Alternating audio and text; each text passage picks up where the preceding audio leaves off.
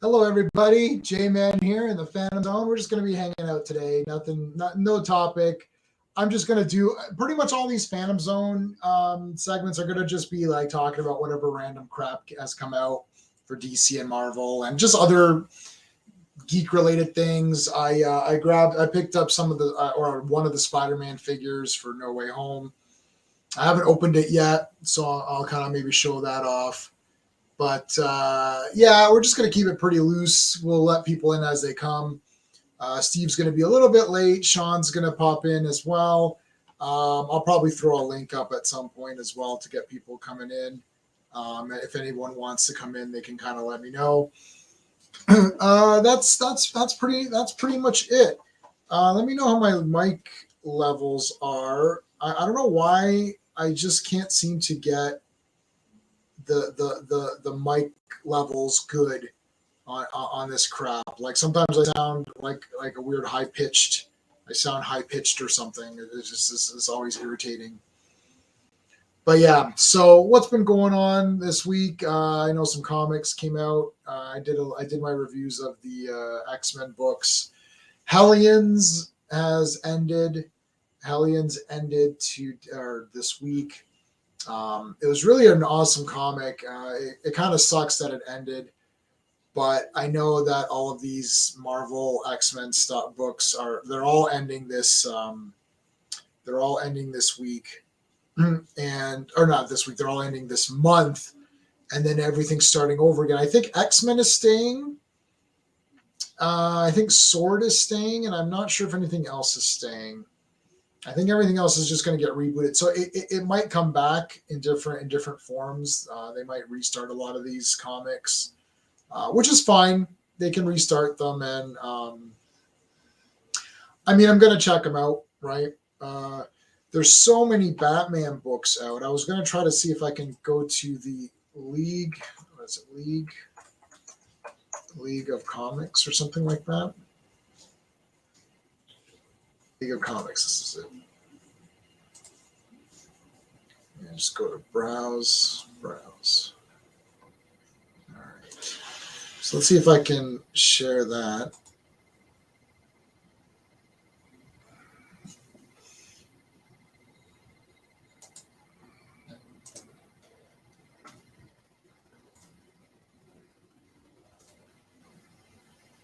Okay. That's better. All right, so let's take a look here. I'm going to share this. I'm on Microsoft Edge this time around because Chrome was just not opening. All right.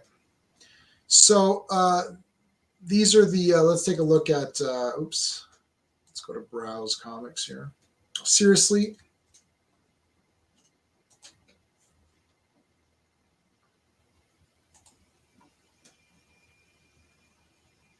Browse.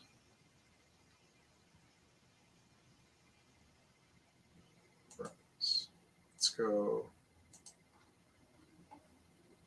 go DC. See what's coming up for DC. All right, let's do new comics. Not now. All right, let's make that. There we go.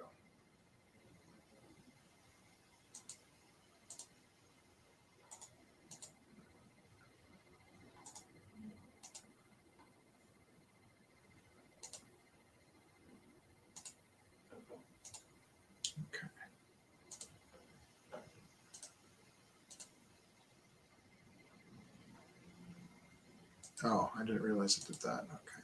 Sorry. We're getting there. Jesus Christ. New comics. There we go. Okay.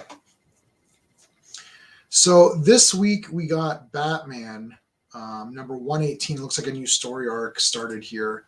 I did not read this one yet, but I did get it, of course. And if you take a look, you can see some of the other covers that are coming out. So this was like a new story arc. This is a cool cover.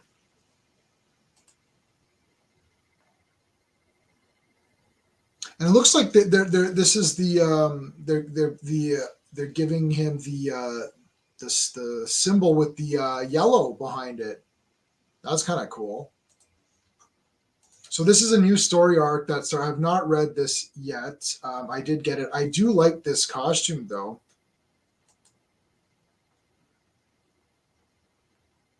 This looks a little bit like the blue and gray, which is really cool. Yeah, a new chapter begins. So I got to read this one. I didn't pick this one up. I mean, I've got this one on digital, but I have not read it yet. So this looks really cool.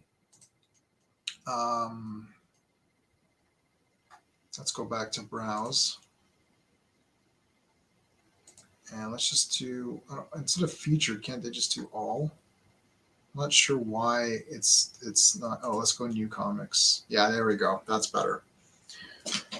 Amazing Spider-Man number 80.BEY. What the hell does that mean? That is weird.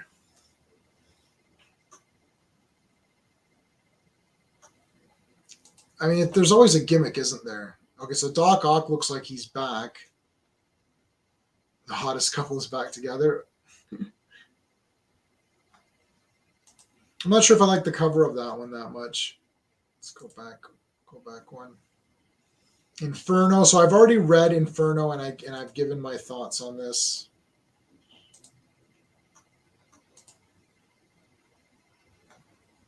I like this cover.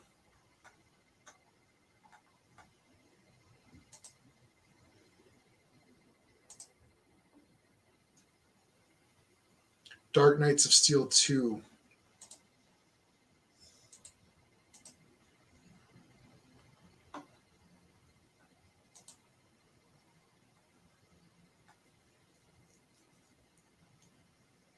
Has anyone read this?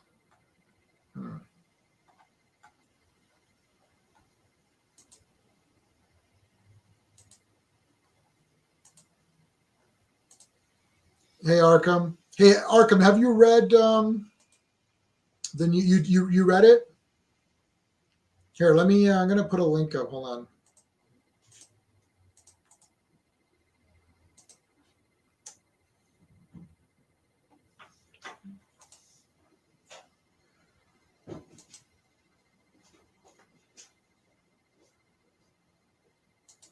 What is that? What does that mean? I have no idea what that.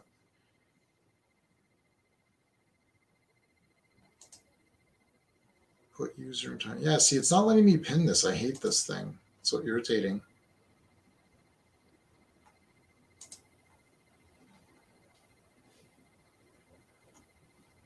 Star Wars. I don't know if anyone's reading this at all. It's awesome. Yeah. Okay. So I'm gonna try to read it tomorrow. This Batman. I don't want to spoil anything. I don't want to read the. Hey Arkham. Hi. How are you doing? Hey. Oh, that one's awesome. But yeah. So this is a new arc, right? Yeah. This is a new writer. Have you watched? I think on the DC YouTuber. This is a new, completely different series. There's this new character. I'm not gonna spoil anything. I'm just gonna tell you who the villain's gonna be going through the whole series. Right. The villain's called Abyss. The Abyss, yes. I'm liking what I watched on YouTube, like the DC YouTube stuff like that. I think the artist and stuff like that talks about it. What he talks about is he wants to bring. This is gonna be more focused on Batman. This is gonna be like more like. He talks about he wants to. When Batman uses the darkness and uses like the shadows and everything like that. Right. Like he talks about he made this character is gonna be able to use those advantages against Batman throughout the series. Oh, cool. Well, this cover looks really good. So I like the classic, like I like the classic suit and everything like that. Yeah. Like I think it's new. This looks neat. He's got the old symbol, like he's got the yellow behind the symbol. That's cool. Yeah. He also, I think the artist also talks about his inspiration of Batman '89 also. So is this was this the first appearance of Abyss? Yeah. Yeah. So shit. Hopefully, you buy this in physical form? Yeah.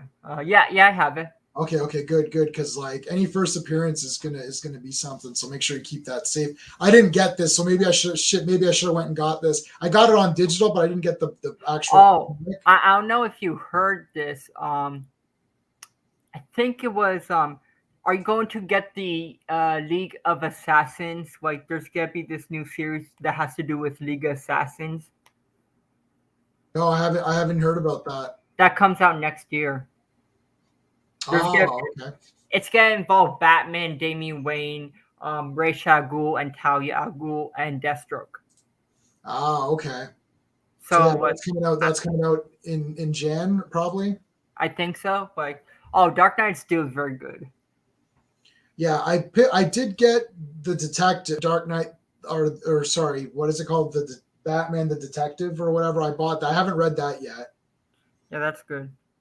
Did you read? I never read this yet either. 89. I don't like. I don't get movie covers. Like, for me, like, I just don't like getting movie comic books, to be honest, because like Yeah, I don't care about it either. I read the first two and I just wasn't into it. I don't like the look of Robin either, to be honest. I don't like this. I don't like this Robin either. This is not good to me. Like, it just, like, for me, I don't like picking up any movie comic books. I just want to just read comic books. I don't want to read Comic anything. stuff, yeah. Yeah, like, if I want to watch a movie that's based on that character, the movie should explain itself. Right. Like, I don't have I shouldn't have to go to a comic book just to read it. Oh, here, what's Gray saying? Hey, J man, I can't show my little face. Okay, I know. No worries, Gray. I haven't read that yet, but the series been pretty good. Like, Yeah. I suggested one of my friends to, because he doesn't like the Peacemaker character in the freaking In the movie. I don't like it either, because that's not really Peacemaker. Like, I haven't read the older comics of Peacemaker, but the one that I'm reading for this one, you see more of a serious character, a kind of dick. He's a kind of dick. Yeah. I don't like. I don't really like the portrayals. Well, I felt that in that movie, the portrayals were all very similar. Like everyone is the same kind of character. I think the only character I really liked was Harley Quinn, to be honest. Yeah, me too. That's the only character anyone liked. Because like, I like the classic outfit, and like I liked how the like the progress between the character. The character was very good. I really liked it. But like certain, like, I'm not really looking forward to the Peacemaker show. Like, it's not like I don't, yeah, I don't care about the character that much, but like it's just like it's too goofy and everything like that. Yeah, it is it's goofy Oh, and it's not fun. and when I watched the trailer, I got mad how they're disrespecting was it Vigilante. Oh my god. Yes. Oh, that's just, oh my god. He, like, Peacemaker is not an inspiration towards Vigilante. That doesn't make any sense. Nope. And it's kind of weird that Arrow did a better representation. A vigilante, I know. Yeah, Like, sometimes it's weird. Like Arrow was better. Arrow did some of the characters better than the movies did the character. Yeah, like, it's kind of weird. Like, I might not like the outfit. It looks a little cosplay, but the character development of the character looks very good. It's very good. I haven't read the latest Joker issue, but this Joker series is crazy. And this is like next. This is next week's. Yeah, that's next week. So I mean, what do you think about Lady Bane or Vengeance? I think she's great. Yeah, I think she's. I think she's very good. I've been reading her. Like, is she the daughter of Bane? Like, I've been like they never explained that. Like, no, she was literally like born in the Venom chemicals or something. Steve might know. Steve is going to come on. He's coming on. He's coming on a bit later. So maybe we'll see what he knows about it, because he's been keeping up as well. I've been liking, like, Superman Cavill was actually pretty like I haven't been minding that series. It's not bad. I haven't minded it either, but it's not as exciting as what's going on with Superman with like him going to war. Yeah, like I agree with that. Like people like I do like the part where like what Yo, what's up? Hey, team what? Because Anakin hates sand, so team fuck sand. I got you. Uh, um, but as I was saying, I do like the part in this issue. Like, if you haven't read it, spoiler alert. I haven't read it, but I will read. You can spoil it for me. I'm gonna read. I'll probably read it tomorrow. I do like where they're you have some sense in the beginning of the comic where Lex Luthor and Superman play chess. Right. And I thought it was pretty funny that like Lex Luthor and Kal-El's son played chess and Superman won in the chess, and like they made a deal that he will take down like stuff like he convinced. I kind of like this approach where like like Lex Luthor as like the villain of Superman, and you're going to see Lex Luthor actually play a good guy role more. Right. Because like I think that's more interesting. That brings up a thing that it brings up the only good thing about the whole Smallville show is that Lex Luthor and Superman could actually become friends. Yeah, like the one like I don't mind seeing Lex Luthor as a villain, but having this change him actually be hero, change his ways and actually help the planet with all his resources. He has so much money, really. Let's be honest. Like he has so much money, he can use that money to help the world for the better and fix what's wrong about the world. Did you read this? I forgot. Did you say you read this or no? I don't think that came out yet. I mean, like part one. Oh, part one. Part one's pretty good. I read that. So who is this Robin? Is this supposed Dick Grayson? Oh, it's supposed to be Dick Grayson. I see. This is like this is different. Like this is a 3 series. Yeah, like it's not very much. Yeah, it's a 3-parter. Yeah, 3-parter, but it's pretty good. Like I like it. Like DC's been pretty like I like DC's been very good with everything, to be honest. Like yeah, I'm behind. I've got Wonder Woman, Action, Batman the Detective, Suicide Squad, Joker, and I think Detective or Batman to read, and then I've caught up. Oh no, let me see what came out. What came out last week? I missed. I have all these books. Okay, so I didn't read Batman yet, but I'm really looking forward to that. Hellions was kick ass. I'm skipping. I canceled 89 because it was just boring. I didn't read Superman. I didn't read Suicide Squad yet. And I think Green Lantern's pretty good. I still agree on my idea that Ben Affleck Batman could be a older version of Michael Keaton's Batman. I still agree with that full-heartedly. Michael what? Keaton? Michael Keaton, yeah, basically connect the universes and give Ben Affleck's Batman 2 extra movies. Right. Before BVS. Hey, Gray. Hey. Yeah, so we're just looking through back. So I haven't read Wonder Woman yet. I haven't read Action yet. I did read Batman. That was good. Detective, I've got to finish that up. I read that. That was pretty good. Yeah, Nightwing was really good. Joker, I have not read yet. I read New Mutants. I read Marauders. Robin was very good. Yeah, Yo, Robin was great. J-Man, I have a question. Yeah, well, yeah, sorry. It's about the new Hawkeye episode. What did you think of it? Oh, I really liked it. I don't know what these people are talking about. Well, I popped. So last night when Truth was doing his stream, I missed most of it because I was I'm pretty busy. Like when if I have free time, I'm usually gonna try to stream, and that's sort of what happens. It surprised me that you were up so late. Usually, yeah, I was up late. Well, I was at Steve's place last night. We were watching some classic movies at his place, and Steve's got those arcade 1-ups. Oh.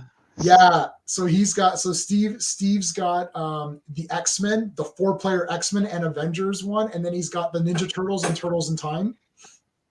Okay. So it's pretty sick. So we were playing Greg, you remember the old X-Men game with the 6 players, the 2-screen one? Yeah, so Steve's got the 4-player version of that at his house. So we were playing that, and then we watched a few movies. So I came home really late, and I thought, let me see what's going on YouTube. And I saw Truth was streaming, and dude, people were dissing Wanda. They're like, they were saying that Wanda's not the best. That Wanda's not the best. You were fighting the good fight. I was gonna try to help you, but I'm like, man, it's too late for me to get into this right now. Because if I get into it right now, it's just gonna. Josh has no taste. Josh has no taste. Josh never. Actually, wait a minute. Josh was for WandaVision. Never mind. Oh, so yeah, he's no. Caleb has no taste when it comes to. No, wait. Snyder Steppenwolf has no taste because he was saying, Yennefer is better and all that.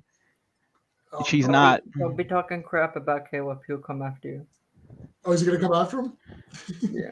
No, because I totally forgot about what happened last night until he brought up the fact that that we were arguing about Wanda, and I tried to remember who I was arguing with. It was Snyder Steppenwolf that I was arguing with. Listen, everybody likes Wanda. Come on. So, Gray, just to take it, because we were doing some DC talk just now, just to bring it back a little bit to Marvel. Hellions, man, was kick ass this week. Who you telling? Oh, that was killer. And actually, sorry, Snyder, you should be reading Trial of Magneto because it's all about Wanda, man. She came back, and there's 3 versions of Wanda. Was there 3 versions? How many versions of Wanda was there? And they're all teaming up. It was 3. It was 3 versions of her, right? And they all teamed up. And it doesn't make any sense. I know, but who cares? I knew you were going to say that, but the thing, I don't care if it makes sense. I found the name of it. The name of the series that comes out next year, a comic book series called Deathstroke declares a shadow of war on the DCEU. So it's I can show you the art. I'll see how far forward this goes. Okay, so sorry, Gray. What was your thoughts on Hellions then? While I'm trying to find that. Hellions. Can we take a moment for the best spinoff of for Dawn of X? Oh, easy. Because Hellions was so good. So many classic moments. Remember the time where Sinister got kidnapped and and the Hellions were like, so? Who gives a shit? It's like nobody cares. Hey, but that's but we got to see some things that I've been talking about for the longest. The council, they see Sinister as a cancer. He sucks. So everybody's like, I love Sinister now. No. Sinister being there is a necessary evil. It's a big evil, but you need him. Right. Well, they have him there to control him a bit too. That's the other thing. Exactly. Also, I was getting a lot of Rittenhouse vibes with Orphan Maker. He was a kid, and then he killed a couple people, but unlike that case, Orphan Maker. Yeah, this was not self-defense. This was literally he went and just killed a bunch of people. I'll talk to you guys later. I have to finish my essay. But okay, no worries, dude. If you find that, because I can't find that series. Maybe it's not posted. Oh yet. No, it didn't come out yet. I could just but just the cover, because this thing has all the covers. Right here, it's this one. We got some good stuff coming out. Oh, let's see. I just wish we had better writers. It doesn't come out. I think it begins on next year or something but they released the covers. Okay. These are the covers it has Damian Wayne and Batman go it's gonna be the League of Assassins and Batman teaming up to go against Deathstroke. That's cool. Rob Liefeld is a cancer. No, stop it. No. Yeah, it says it arrives March 29th next year. March 29th. Okay, I was only going to January. I didn't go all the way out to March. Oh yeah, J-Man, I got my schedule, but also for the Okay. Bye. Oh, okay. Arkham, cool, man. Take care. If you want to come back on, we'll be going for a while. Okay. See ya. For the Star Wars tier list, I won't be able to make it, which Oh sucks. shit. Oh, when is it? We're gonna do it this Saturday. Oh, I'll be around Which Saturday. which sucks because I have Sunday and Monday off. So I can't do Sunday. It's my niece and nephew's birthday. yeah, I guess I just have to miss it. So that's just gonna be that. Yeah. Otherwise, I could easily reschedule it, but I can't. This is the only Sunday. I'm always free Saturdays and Sundays, and this is the only Sunday where like I can't. Shit. Hey, I will be there. I'm just gonna say right now, the ones that came out in the last decade, bottom of the list. Oh, Are you talking about the prequel? For Rogue One. No, Rogue One is good. Rogue One is good. Except Solo Rogue One, Solo is trash, but I have a soft spot for it because Han Solo is one of my favorite Star Wars characters. You know what? I don't care about Han Solo. I don't get it. I was on Jabba's side. Like, Jabba what you just mean? wanted his money back. Okay, Han Solo is a bad smuggler. He does like. No, he's not. Like, you take that back. Like, you know, all right. You want to know what a Han Solo is to me? He's Smokey from Friday. He's smoking up all the product and Jabba's big worm. What was he supposed to do? He had to go and get him. No, Like, you're crazy. Han Solo is one of the greatest cinematic characters. Like basically Luke, Leia, Han, Anakin. Chewie, maybe. Well, Anakin and Darth Vader mode. These are like some of the greatest characters. Lando, Anakin in Episode 3 mostly. I'm telling you, man.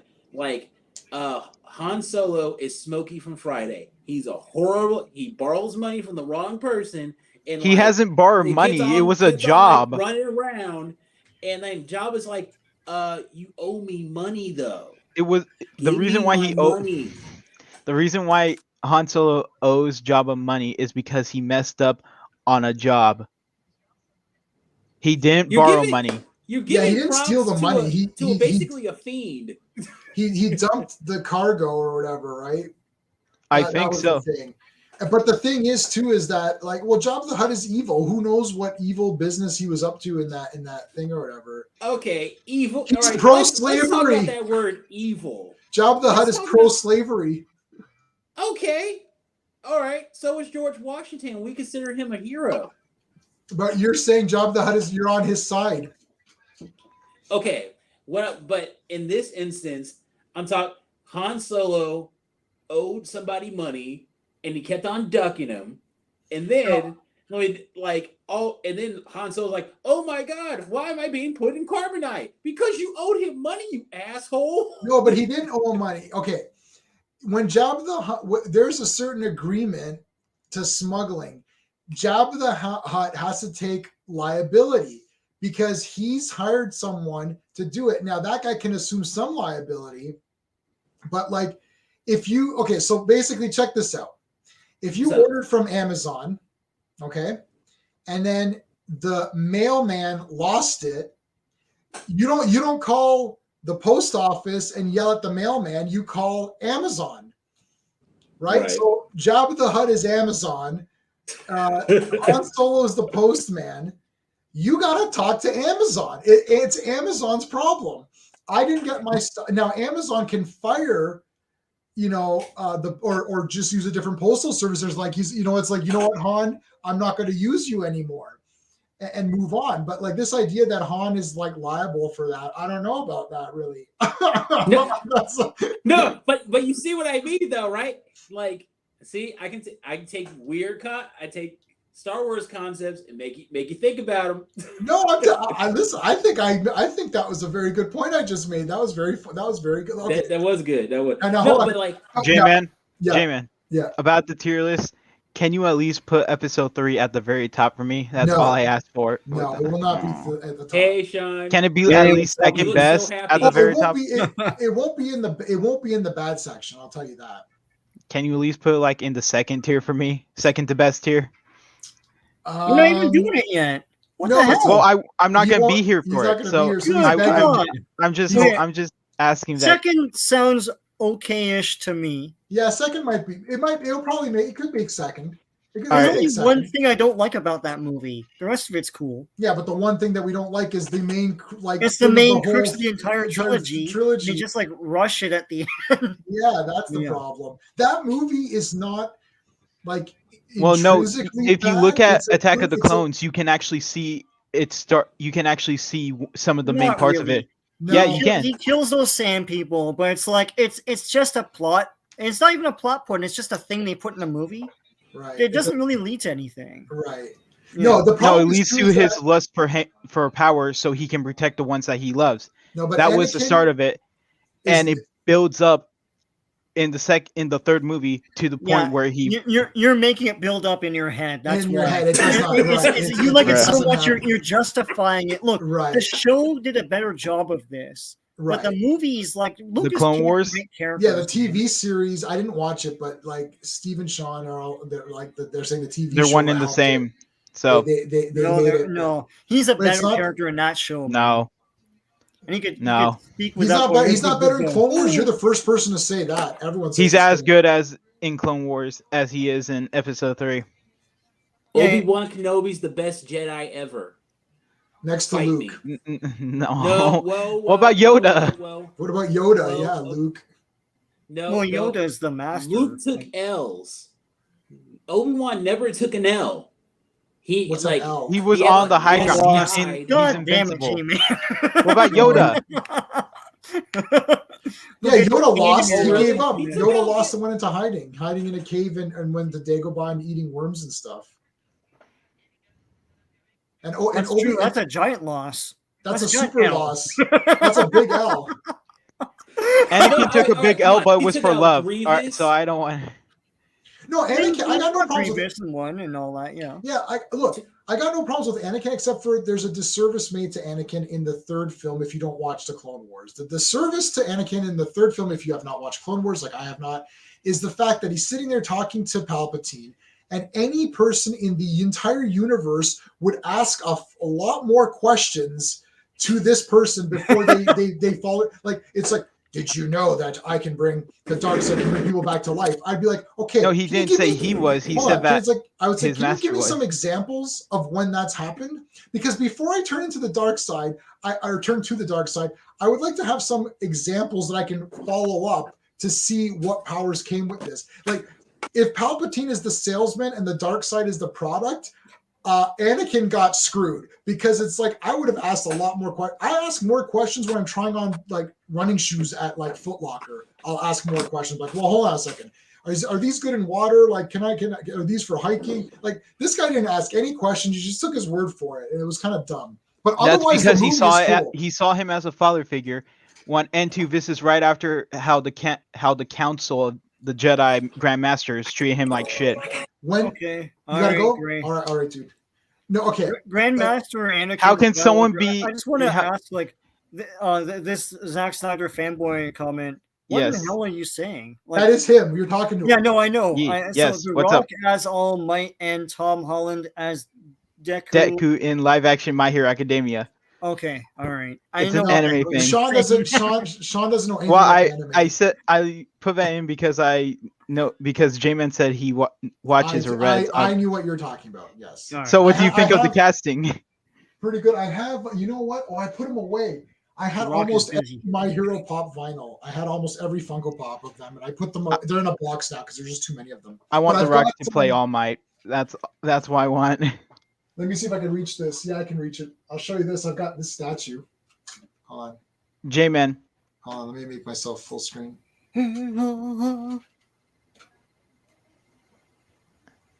That's cool. pretty. That's pretty good. So that was my wife's. Eh? That was. Oh. Sorry, I was trying to change the view back. That was my wife's statue that she just doesn't have room for. So now it's on my anime shelf. I actually have two anime shelves because I have too many anime. Yeah. So look, we got nothing against. Like part 3 was obviously the best of those newer movies, so it'd probably be second tier. I mean, there's Yeah. going to be 3 movies in the top tier. We know what they are, and then after that, we're gonna figure There's a out lot of where those debates. other go. Yeah, I mean, like 3 is the most like the old Star Wars movies in that there's a cool big action thing in the beginning. Yeah. There's an iconic bad guy introduced in it that dies, like Jabba the Hutt. It's Darth Grievous. There's some cool stuff going on in there. But just that turn is way too sudden. Anakin did nothing wrong. That's all I'm gonna say. Except for killing a bunch of people and killing kids. children. He did. Killed He did it for children. love. He did it for love. Well, I'm sure the guy. I'm sure a lot of people. That do a lot whole of love things for thing love. is Luke Skywalker was about to kill his nephew because he sensed some dark side in him. Right, He and was- that movie, that was and that kinda movie, written.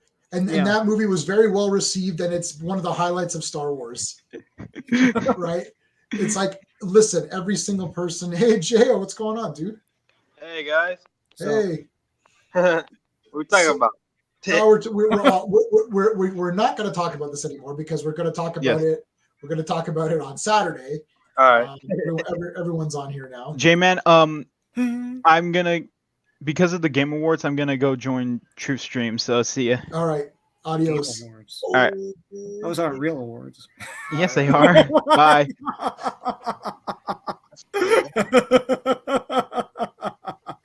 Just come What- on like- and Sean's dissing something.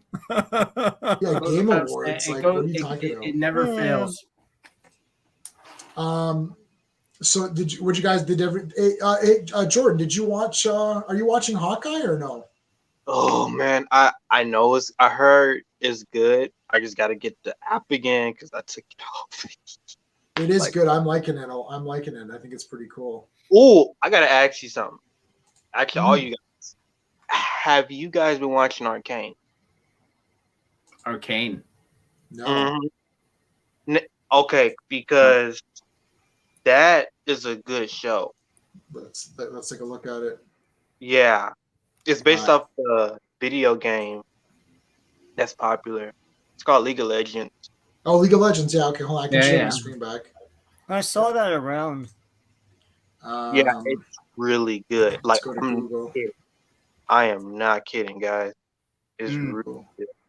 Is anybody watching that Wheel of Time or whatever it's called? Because my friend read all of those books and he thought it was just the damn best books. He thought it was a great book series. What is this? Don't. I tried to I switch didn't to read the Chrome. books, though. So I haven't watched Okay, the- so Arcane. No, Oh, I think but- it's ARCANE. Yeah.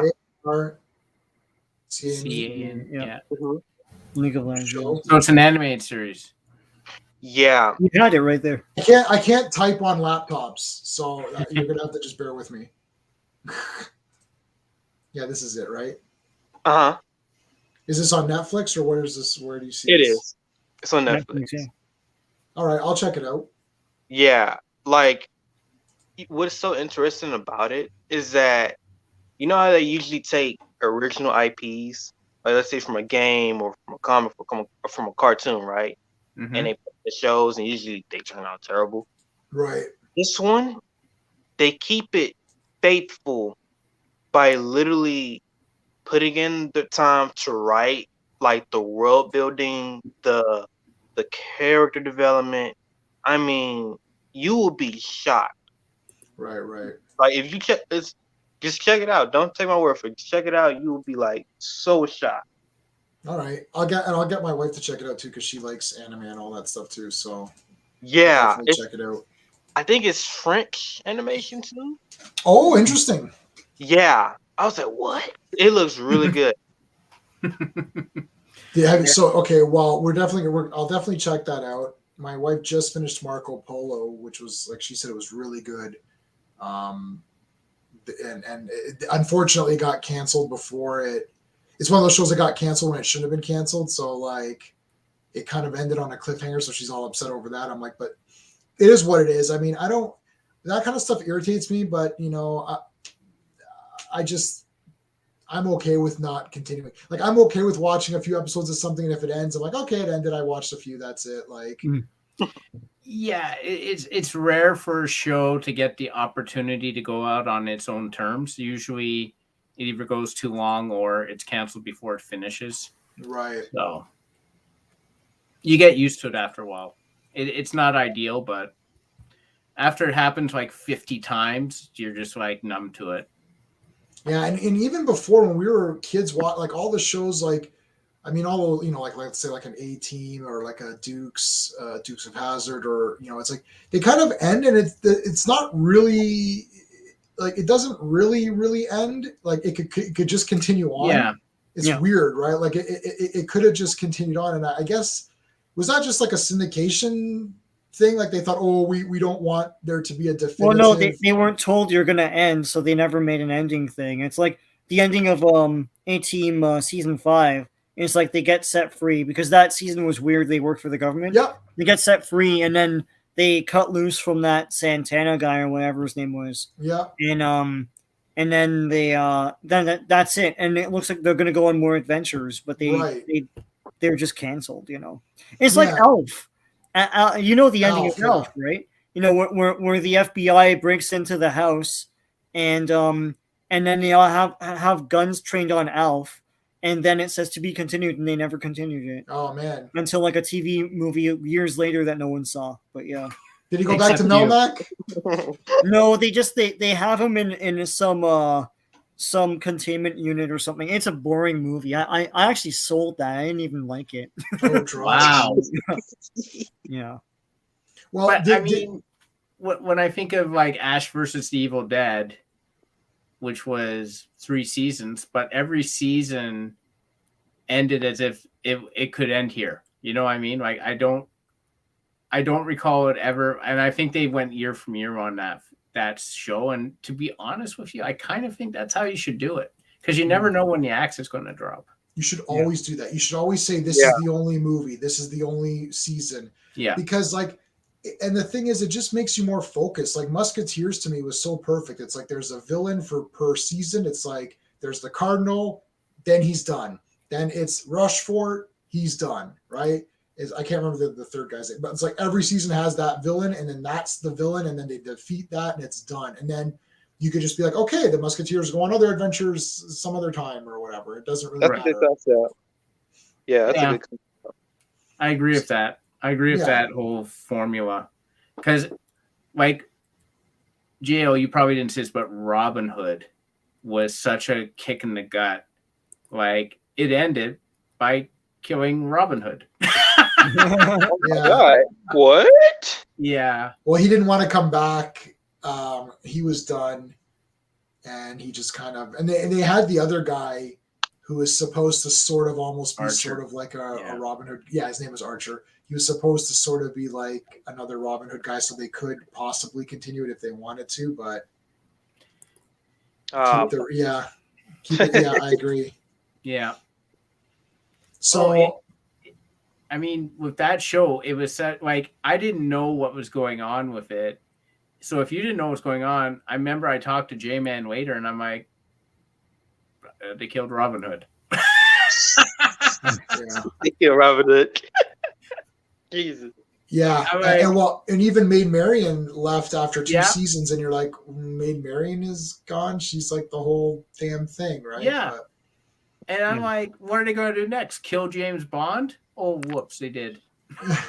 And soon to be dead, Indiana Jones. I'm sure. No, we have to. I'm gonna have to make like a mural for like all of the guys that we've lost.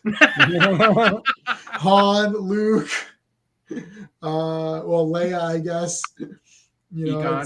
Egon. James Bond, soon to be Indiana Jones. Who else? Like one of the Spider-Men. And what's it called? Like the Captain America and Iron Man and all that. It's like so many people. So what do you think? Do you think that they should have recast any of these characters to continue this on? Not in Star Wars' case, because we'll talk about that on Saturday, but just in the case of like an indie or see, like James Bond, Batman, Superman, these guys just get recast. So should they have recast Captain America, Iron Man, Black Panther, even if you want to take it to Indiana Jones or any of these other guys? Like, do you think they should, or even like Spock and Kirk and that? Like, they should have recast Black Panther because his story wasn't done. Yeah. But for Captain America and everyone else, just employ comic book BS. Like, they die in the comics all the time and come back. So you can do that. You can do anything and bring them back. As the same actor or like a new actor or something. It doesn't matter. But okay, so let's put this rule then, and then we'll go around the table.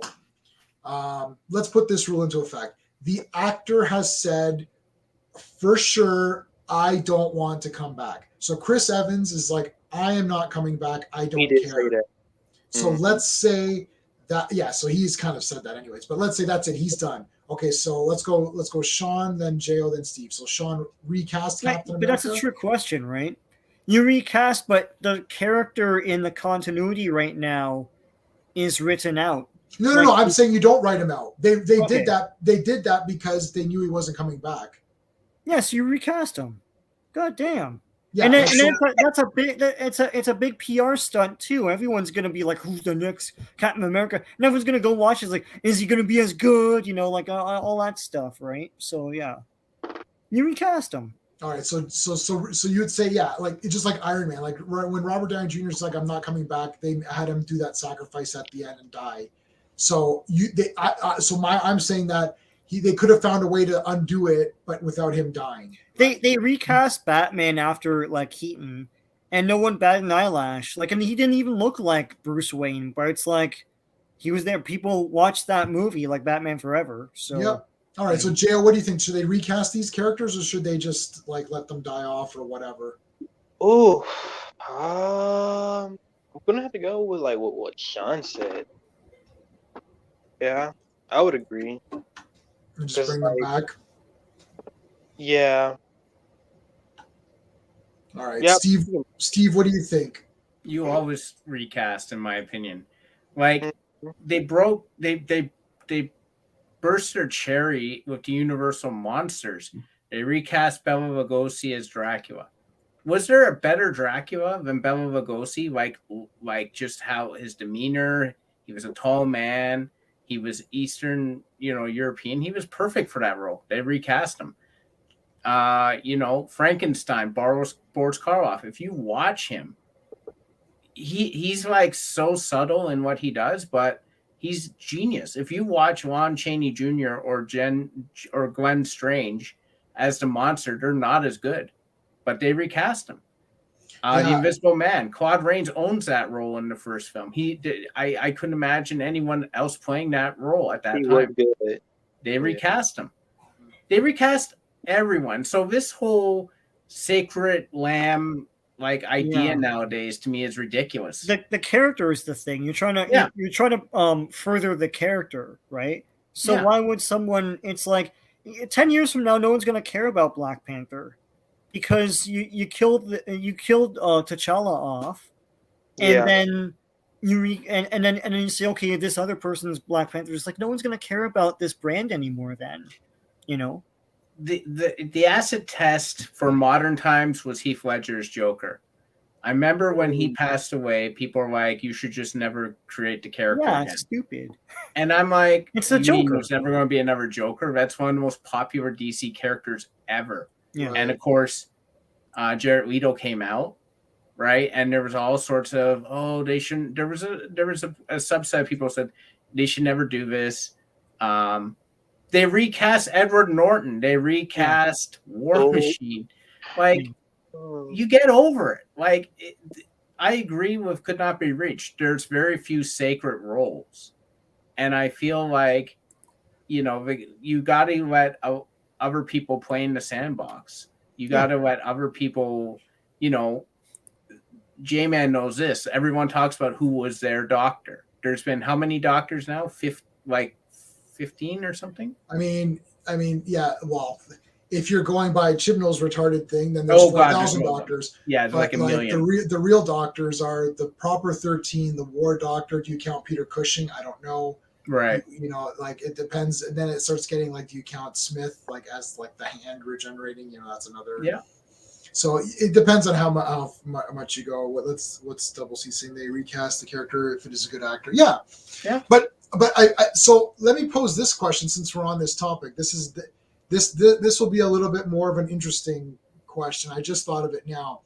So let's say Ghostbusters 2 comes out. So Ghostbusters 1 comes out. Ghostbusters 2 comes out. Bill Murray's like, I'm not doing it. They cast someone else as Peter Venkman, but the other three people are the same. Yes or no? No. No. So No. no. So why no to that? Because they're really playing like a comedic, like they're just their comedic strengths. So like really, Peter Venkman was basically Bill Murray.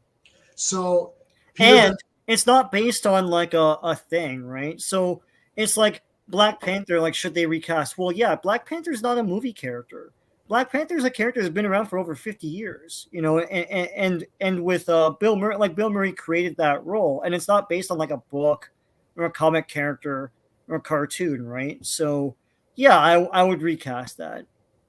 No, you would not recast that. I would not recast it. Sorry. I was like, no, that's not what you just said. Yeah, you would not recast. Okay, but then we're in this question of like, does it continue on or not? Like, I was always of the opinion if it's not based on something, if it's an original character, like you don't recast Captain Kirk, right? Because that's a creation of Roddenberry and Shatner. That's the only thing that there is. So recasting him is weird, right? Right. So I would just not do any more Captain Kirk stories. Mm-hmm. Right. Yeah. Yeah. I think, J-Man, what you're saying to your point is it depends on the situation. Like, there's no real need to reintroduce the Ghostbusters again because you sort of had them back in for their swan song. But I feel like if you had any of them back based on the last film, it'd be Winston. To have Venkman and the other one back would just be pointless because they didn't really do much in Afterlife. Like, I think they set it up that the kids are supposed to carry forward with possibly Paul Rudd. Oh, there you go. Well, Arsenio Hall played Ernie Hudson after Ernie Hudson auditioned for the role for the cartoon, and then he turned him down. How do you audition for a role you originated? That's crazy. I don't understand what happened. I think they wanted to distance themselves from the likenesses and voices of the movie just for legal reasons, right? Right. Yeah. So, I mean, how many people were up in arms when they recast War Machine? How many people were up in arms when they recast Hulk? Ooh. Yeah, I know, but nobody really Hulk wasn't as beloved, though, I think. As like War Machine was like super. No one cared about War Machine at all. Yeah, but they didn't even know he was War Machine. It was there's like that one wink where he says he's not War Machine enough. Next time, baby. Next time, baby. Yeah, and I'm sure half the audience was like, "What does that mean? What does that mean? What does next time mean? Oh my God, maybe he'll wear a suit." And you're just like, no, stop it. It's like normie alert. I'll ask a question then. I'll take a medium-sized character. What if they bring back Black Widow and it's not Scarlett Johansson after she just had her own solo movie? Oh my God. Right. I mean, we're saying yes, right? We're saying it fits the criteria of she's a comic book character. She's not an originated like Scarlett Johansson. They're not. Yeah, if she never died, you're saying, right? Because now within continuity, we're like, what the hell? Yeah, recap. Yeah. So what about Indiana Jones? That was my firm one until I watched a video where I was sort of almost convinced that maybe it should have been recast. Yeah, in theory, but the problem with Indiana Jones, there weren't very many. Like, look, we were all, I mean, like Steve, J-Man, myself, we were anticipating the third Indiana Jones movie. Now, what if they said yes, like Last Crusade, starring like some other dude? Would you really like be excited for that? I think the problem with Indiana Jones was they waited so long between movies, right? That you're expecting Harrison Ford as the if they recast, it's too much of a disappointment because you're anticipating the movie so much between the films. If they make them every 3 years, and by the third movie in the mid 80s, they're like, okay, we're gonna recast it for the next one. And it's like I think people would clamor to see the next one 3 years later, but just the scheduling of those films, I think because if they did recast for Last Crusade in what is it 89, that would have tanked ass. I wouldn't have liked that. But the problem is now that we just have no Indiana Jones movies and that character is dead. Yeah, pretty much. Because but this that's is a Lucas thing. Lucas mismanaged the shit out of Indiana Jones. Yeah, so, well, let's put Spielberg's name on that because he's the one that super doesn't care about it. Yeah, it's like Lucas cares. It's Spielberg that doesn't care. It's they should have. What they should have done then is they should let somebody else take over this franchise because you know what? It's a dead franchise. Oh yeah, that died. And Indiana in University, I would wrestle. People would say, "Oh, is it Indiana Jones or is it Star Wars?" I was like, "Shit, depends when you ask me." Like little kid J-Man is like Star Wars. Older, like teen J-Man is Indiana Jones. When I was in high school, I would watch archaeology shows. I wanted to be an archaeologist. Indiana Jones is my hero. It's like that's why I was disappointed with Last Crusade because of the whole Indiana Jones just made fun of the entire movie by his father. I don't care what actor it is. And I'm like, okay. And I'm thinking that didn't go anywhere. The toys came out and I just wasn't pumped up for any of it. And Star Wars toys, I had so many Star Wars toys. And like, what the hell happened? And I think because they didn't make enough movies, they didn't keep it consistent. It should have been a Star Wars movie came out. The next year an Indiana Jones movie came out. The next year maybe do like Willow or something. And then like just have those three because then one would be every 3 years if you did the next one. So then the next one would be Star Wars. To look forward to. Yeah. Right. And it's like, and I think RLM did a video a long time ago, something about how Star Wars isn't special now or something because there's so much out all the time. Yeah. Yeah. There's like Star Wars stuff everywhere where you're like, this isn't a special thing anymore. It used to be like, wow, a new Star Wars event. Movie.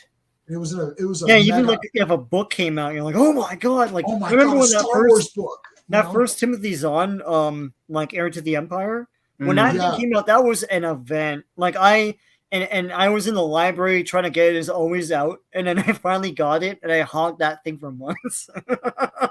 But yeah, well, I mean, yeah, with Indiana Jones, it should have been recast, because you're also dealing with a period character. Right. So you have to decide if you're going to keep him in that period or not. When they decided not to, I think part of the reason with 4 is they took him out of the 40s and tried to make him more topical in the 50s. Yeah. And that wasn't quite as interesting. Yeah, I think that was a problem. But and to answer your question, would I have seen Indiana Jones and the Last Crusade without Harrison Ford? Yeah, because I sort of broke my cherry with that with Bond. So going to see The Living Daylights, I sat down in The Living Daylights and I'm like, oh, this isn't Roger Moore. What the hell is this? But it had action. Bond was still getting a girl. It was still a big world event, plot, all this stuff. It was still Bond. Like if you told me Indiana Jones would have the same, sort of adventure and, cool stuff going on and, archaeology and all that, it just isn't Harrison Ford. I mean, Harrison Ford is a reason to watch the movie, sure, but it's not the only reason. Right. And that's what I would fall on. So here's the likely scenario. So they go by the same scheduling, and I think what was it? Last Crusade is what, 89 or something? Yeah. If they did recast, I'm pretty sure it would have been their other choice, which is 1989 Tom Selleck. Tom Selleck, yeah. So I would watch that too, because but the thing is, he was a big star at the time because he was just coming off of Magnum PI's like freaking epic like 9-season run or something. Yeah.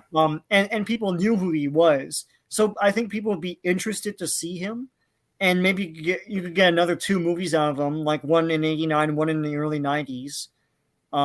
So that probably could have worked. The only thing is the team behind it. It's like, as you're saying, like it's like Lucas is holding out for Spielberg to do it. Spielberg doesn't want to do it, and they drag their feet for like 16 years, and then they make the 4th movie. It's like, they messed it up. Last Crusade could have been Harrison, and that would have completed a little bit of a trilogy for that character. And then they recast and say, okay, we're launching again. Yeah. My take would be an Indiana Jones movie, just like Bond. It's a standalone one movie. You can miss it and not worry about it. It's always Indiana Jones and the blah, blah, blah. And then that blah, blah, blah changes every time. And that's it. And then we'd be sitting here being like, let's rank the top 13 James Bond movie, or the top 13 Indiana Jones movies, and we'd be like, oh, this one wasn't that good because this one was better, and it's like the Spear of Destiny wasn't as good as Raiders, as the Lost City of Atlantis. Yeah, I was about to say Atlantis. Yeah, Atlantis wasn't as good. It was a bit better than the Spear of Destiny, but I really like Crystal. Like Crystal Skull's not that bad of an idea, really. It's kind of a neat thing. No, it's cool. I was okay with the aliens. Yeah, I'm not that. I don't see that as a major problem. Ooh, alien. But yeah, like I don't know. It's just now we're just like, oh yeah, there's three. Like for me, there's 2 10 out of 10 movies. There's 1 7 out of 10 movie, and then there's nothing. Like a 4 out of 10 or 0. I gotta rewatch Crystal Skull. I'll rewatch them all. I did. I have it on Blu-ray. It's annoyingly long. Oh wow. Yeah, these movies need to be shorter. Like I think he got caught up in the serials, which are all 3 hours. Yeah, but they're dulled out in 15 to 20 minute pieces. Yeah. Right? You're never sitting. Like I sat and watched an entire serial. I'll watch 3.5 hours of it because I do a review or something. But nobody sits there in the way it was intended to be viewed back then. If you watch a serial now, and Jo, I don't know if do you know what serials are? Are we? I've heard of it. So that's what Indiana Jones and Star Wars. That's what it all is. All of these movies are movie serials. So you'd go see a movie in the theater in the black and white days, and you go see a movie in the theater, and they would show like a 15-minute thing, and it would be like one chapter of a serial. They would be like 10 to 15 chapters. So it would start off, and then within 15 minutes there'd be an action scene, and then it would end on a cliffhanger, and that's where you got that cliffhanger style of thing where everyone's like, oh, it's a cliffhanger, right? So that's how that would happen, and then you'd come back to the theater the next week to see the next chapter. So every single person's been done. There's 2 Batman serials. There's a Superman serial. There's a Captain Marvel, like Shazam serial, which is great. There's Spy Smasher. Captain America. There's Captain America. I have with a gun. Captain America has a gun on the front. And there's 2 Spider serials, and he's great. There's Green Hornet. There's Dick Tracy. There's Zorro. There's Tarzan. There's the Phantom. Everybody had a movie serial, and I own all the ones I mentioned. So, and then there's other ones, like there's just like general jungle adventures, and there's just, it's everything. They made so many serials. It's crazy to try and collect them all, but it's crazy. Mandrake the Magician. Yes, I know. I don't have Mandrake. An official. I've got Chandu, which is Bela Lugosi. Yeah. I got Captain Africa, which was the Phantom spinoff, or not spinoff, a ripoff. Yeah. Oh man, but you don't have Spy Smasher. Come on. I know. Yeah. You need to follow that. And of course, Flash Gordon and Buck Rogers, which were like major influences. So the Flash Gordon serial actually has the credits going up like Star Wars does. Yeah. Oh, that's nice. It has the crawl. It has the crawl, right? Okay. So it's like it literally George Lucas stole that from Flash Gordon. Oh, they stole lots of stuff. They stole lots of stuff. Yeah. Anyways, that's what Indiana Jones and Star Wars. That's what it's all based on. And the thing is, somewhere along the line, modern audiences have forgotten that, and they're making these movies in the way they think there should be. But in those old serials, there was a cool action thing, or there was some sort of cool prop, or some kind of cool monster every 15 minutes. Because remember, this is being watched in 15-minute increments, which means that every 15 minutes there has to be an action scene so that you get excited to come back next week to watch the next one. So Indiana Jones has something cool happen every 15, 20 minutes. Like, go back and rewatch Raiders. And if you watch Temple of Doom, the entire ending is outrageous. It's like half an hour of non-stopness. Like, even if you look at Temple of Doom, which I've heard people say is slow, the opening, there's a big fight in that restaurant, right? Yeah. He's looking for the antidote. She's looking for the diamond. Then there's a car chase immediately following that. That is one segment. They're on a plane. The plane crashes. Then there's an entire sequence going down a snow hill first. Yeah. Then they fall into the ocean, right? Yeah. Wow. then they relax for a minute. Then finally you can relax because it's like you're just like, Jesus Christ, I can't take anymore. but then they're adventuring and they find the weird markings and the temple, and then they go in and then there's all the weird food and all that creepy stuff, and they're right, and then right from there they find that underground base. They go through the dungeon, they find the temple, and then it's like he's captured. He has to be brought back. Like you're like, it's crazy. Someone had told me once, "Well, that's a pretty slow movie." I'm like, "What the F movie did you watch?" Like, right? So and then you move to movies today where they've got their little structures of there's like a little bit of an action scene, then nothing happens for an hour, or there's Eternals where nothing happens for 2.5 hours. But like that King Kong movie, like the first hour, they're on the boat getting to the island. Right. So that's King Kong. That's a great example. So the Peter Jackson King Kong movie. Look, Peter Jackson loves King Kong, and we know that. Yeah. I think what happened was he loved it so much that he didn't know how to edit parts out. Had everything in the kitchen sink. Every stinking thing he wanted to do. They even had a like a Donkey Kong reference where he's like throwing barrels and stuff. It's like it had every stinking thing you can do with King Kong. Crimson Ghost is great. The band Misfits used the Crimson Ghost as their logo. I have Crimson Ghost. I reviewed that on my channel. Yeah, there's figures now and stuff. Yeah. There's figures and stuff. Masked Avenger, Masked Avenger. That you can probably get that free on thing. Non-stop thriller, right? No, literally, someone had said to me like, "Well, I found that movie to be a bit slow." I'm like, I don't. Like, what are you talking about? I've had people say The Road Warrior, Mad Max 2 is slow. Now, Mad Max 2, the ending is high octane, crazy action, but there is a lot of kind of, meandering around and stuff but that was creating a world. The Mad Max movies to me created a world that felt like a real world. Like Max is traveling. I'm definitely not comparing Mad Max to Lawrence of Arabia, but I actually think both movies are 10 out of 10. But in Lawrence of Arabia, when they're crossing the desert, they're crossing the desert. Like this isn't they flash, oh, they've crossed the desert. It's like, no, crossing the desert is crazy. And it takes them about half an hour of screen time to cross that desert. And you're just like, Jesus Christ. Wow. Oh, you got to watch that movie. Something like that. I got to watch it. You got to watch Lawrence of Arabia anyways. What's it called? Lords of Arabia? Yeah, with the original one with Peter O'Toole.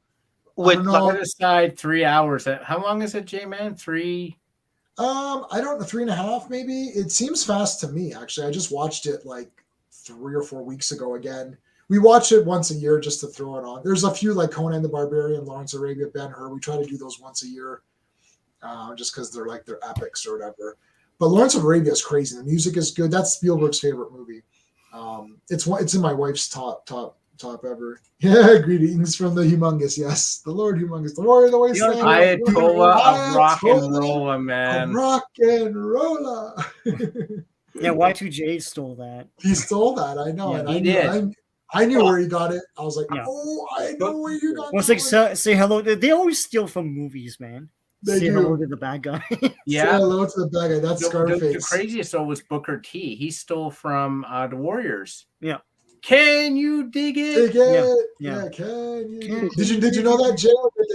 That wrestlers steal all these movie lines? You might not have even like Booker T stole that from the Warriors, man. I'm like, I'm pretty sure there's a lot of references. Yeah, it's all right. Yeah, it's like, can you dig it?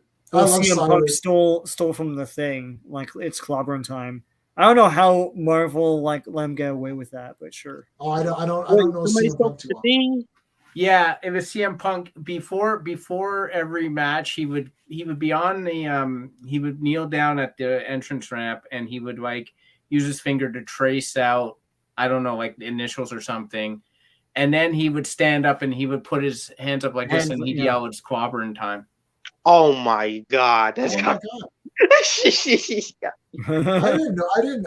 know that. I don't know. Yeah, everybody knows. I was annoyed when he did it. I was like, well, I associate that with Fantastic Four, not you. Yeah. No, it's just because he's an enormous nerd. Like, if you look at his tattoos, he's got the Cobra symbol on there. He's like an enormous comic book guy. He loves comics, so he took that. So what should they like? Okay, what about other movies that are not like superhero thingies? Do we still apply the same thing? Like, let's say, like, would you? I'm wearing an Alien shirt. Would you recast Ripley? I wouldn't have Ripley. I don't understand this Ripley fixation. To me, the stars are the aliens. It's like that's what I really want to see. I never understand. Like up around part 3, I was like, wait a minute, why are we going back to the Ripley well again? I want to see the aliens like kill some fools. That's what I want to see. Just have a new cast that encounters the aliens, and so just write it so where like Ripley is just not a character anymore. No, it's the same continuity. It's just another space station or another like freaking moon base or something like that. I don't know. Yeah. All right. So I mean, they kind of did it with Predator because Schwarzenegger's in the first one, and it's Danny Glover. And he's never do that with Alien. It's like a different kind of a thing or whatever. Yeah. Well, for Alien 2, though, I mean, that is the story is that they need her to go back or whatever. Yeah, so. But you don't need to tell further stories with those characters. So she could have ended with Alien 2, basically, right? I think she should have, actually, to be honest with you, because number 3, because it's number 3 continued directly from 2, then you lost Hicks and Newt for no reason. And then Ripley dies at the end, and then you're like, okay, so that's it. And then she's back and forth as a hybrid clone, and you're like, when I saw that, I was like, what the hell?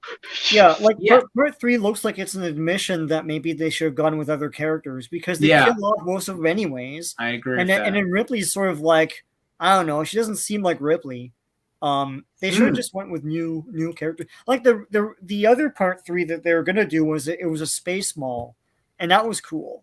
Like I read that script years ago, like online. That should have been what that was, but they didn't have the budget for that. So, have we seen these? I have not seen these Alien I haven't seen shorts. them. No. I gotta watch that. Aliens like is my 11th favorite movie. Yeah, grew up watching as a kid, having a cool mom. Good old days. Yeah, Alien was awesome. I get the toys and everything too. I'll ask you guys too with Alien. Did you guys really think that Ripley at the end of Alien was enough had been done with her to want to revisit the character in Aliens?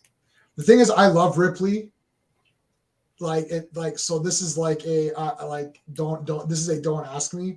Like she's like the goddamn best for me. Like instantaneously, I was like, she's awesome. I love the whole part with her at the end. I love her in part 2. I'm kind of like, I do love the aliens, like the xenomorphs themselves. It doesn't have to be Ripley. It doesn't have to be Ripley for me. I would rather not recast her and just not have her. Right. I would have liked if she died in part 3, that should have been it. But man, she's so awesome in part 4. I know. So see again, it's like she's so awesome in part 4. She's better in part 4 than she's in part 3. Yeah. So I'm like, okay, and now that she's gone, she should be gone. I don't want her to. I don't want her to come back because I don't want her to be ruined. It's not so much I don't want her to come back because I don't want her to come back. I don't want her to come back because I don't trust anybody. There's no need for it though. There's no need to bring her back because you did Prometheus and you did Alien Covenant. I love Prometheus. Sean, I just so could not be reached. Just texted me the link. All right, cool. Thank you. Could not be reached. I will. I'll send it to you guys. Okay. But yeah, So I don't know. What do you think, Sean? Like Ripley, like just kill her off, or just not even have any more with her? Like back then or now? Back then. Like should she have been in part 2? I think 2 is good because she's a good conduit for what happens in part 2. Like she's the expert, right? Right. But after that, I would say like part 3 is a different thing. Yeah. And part 4 or 5, whatever you want to do from there, Even the comics didn't really have her much. They had other characters encounter the aliens, which is what it should be. So I think the aliens are malleable. You can have them fight anybody. Yeah. You don't really need to have, and if you want to do a star of the week, then you can do like the next one's a big star of the time or something like that. That'd be cool. Yeah. Yeah, like I don't think Ripley needs to continue for the thing for me is that I love Alien Part 1 and I love everything to do with Alien Part 1. Alien, I've been watching Rob Eger's takes on Alien Isolation and the subliminal imagery and the messages in that game. I own that game. I gotta play it. I'm so desperate to play it, but like I just don't have time. You have the Alien game? Alien Isolation, yeah, that's the anything to do with Part 1. You got it. Oh yeah, I had that from like I got that when it came out, and then I just never played it. You see the gameplay? It's crazy. Yes. It's so great. I was like, oh my god, I'm never getting this. I'll be scared. It looks, yeah, and I've got a 65-inch TV, and I sit like 2 feet away from it, so it'll scare the crap out of me. Dude, if you played it in the dark, oh my god. That's why I gotta play. I love Alien 1. I think it's a masterpiece, and I've watched both versions like back to back. I watched Part 1. I watched the regular one, and then the director's cut right after it. Like It has the director's cut? Yeah, Yes. I'm okay with the theatrical cut. Actually, Alien is one of those ones. Both movies, the first two, I'm good with the theatrical cut. I don't know. I've been really thinking about these Ayer cuts and these Snyder cuts and all this. Like, I don't know. I mean, Steve and I chatted very briefly about this yesterday on our personal time about like how, the studio system and the director not getting his vision and the director not getting his cut or whatever. Like people are pretending that happened 5 minutes ago. This has been what it's been forever since the dawn of film. It's like someone has money. They give you lots of money to make a movie. That person is going to look and see what you're doing. The only exception, and Sean knows this, the only exception is David Cronenberg. And you can tell, and it's the first 7 or 8 movies that David Cronenberg did, because in Canada in the 70s you would get a tax break if you helped the arts. So companies would give money to filmmakers just so they could get tax breaks and credits and all this other crap. I don't know exactly how it worked, and they didn't give a shit what movie you made. So David Cronenberg would make all these weird ass movies. And they wouldn't care. And and every movie you watch has got different producers and different credits. You're like, what is this? And they didn't care. They're just like, we don't even care. And then even sometimes they'd be like, wait, what movie did we produce? They're like, well, this is a really weird movie. They're like, who cares? We got what we wanted. They didn't care. But anyone who produces a movie and gives someone money is going to look at it. Just think, hold on, just think. You have $100 million and you're going to give this to J.J. Abrams. You're going to look at what he's doing. Yeah. So unless you're Kathleen Kennedy, and then you don't, and then you scrap production 80% in. So yeah. Yeah. The thing is that when I was talking to someone about this the other day, and I don't remember J-Man. I don't think it was you. It was someone else. And I know I lost them immediately when I started to talk about this, but like, yeah, it's back in the day, Warner Brothers was run by Jack Warner. Yeah. Right. MGM was Louis B. Mayer. You had producers like David O. Selznick, Irving Thalberg, guys like that. You had Hitchcock. These were guys whose business was making movies. Jack Warner made movies. That was his business. Nowadays, you have multi-million-dollar conglomerates owning these studios. So, like, I'll give an example. Everyone tease off on Warner Brothers. I'm not saying not to, but Warner Brothers is owned by AT&T, which is a telecommunications giant. Warner Brothers is just a part of the portfolio. And it's probably not even the most important part. So you got guys who are funding these movies who movies aren't their business. It's just something they do either as a prestige thing to further the brand, or it's just simply they want to make money off it and then increase the value and then probably sell it to another multi-million-dollar conglomerate. I think they want the IP around. Yeah, they want the IP. It's the just to have it. Yeah, it's the prestige which helps the brand. It makes money. That's what they do it for. You had, like, back in the day, these studios were in the business of making movies. Now these studios are in the business of selling movies first, making movies second. Yeah, I have to say, I'm about to lose everybody big time, but I'll keep this super fast and brief. So I work in the box industry, so I price boxes. That's what I do in my day job. Oh. Yeah, so and we would make, and my company made the Dark Knight pizza boxes for Domino's. My company made the Hobbit and Lord of the Rings and Star Wars. I want a box. Yeah. So I've got Dark Knight pizza boxes that are clean and uncut, unused, and like I even have the sheets. So, anyways, but the company I used to work for would make boxes, but that's not what they actually cared about. They cared about selling paper because our machines would convert big rolls of paper and we would sell that paper. That's what we cared about. The process of us making that paper and forming it and fluting it and gluing it together and making a box that folds up, that was what I did, but that's not what they cared about. They cared about selling paper. So what I used to say is that people say like, oh, you guys sell boxes. I'm like, no, we sell paper, but sometimes for the convenience of their customer, we make it into a box. No one bought the paper. No one actually bought just the paper. They bought boxes, but we didn't care. So there's a cost to converting that paper into a box. That cost is a certain cost. They didn't care about it because selling the paper was the profit. Yeah. They buy the paper for whatever. Let's say they buy it. This is not a real number, but they bought it for a penny, and then they're selling that paper for like $5. And then they're like, yeah, but if we take that paper and make a box out of it, that's going to cost us 10 cents. They're like, oh, okay.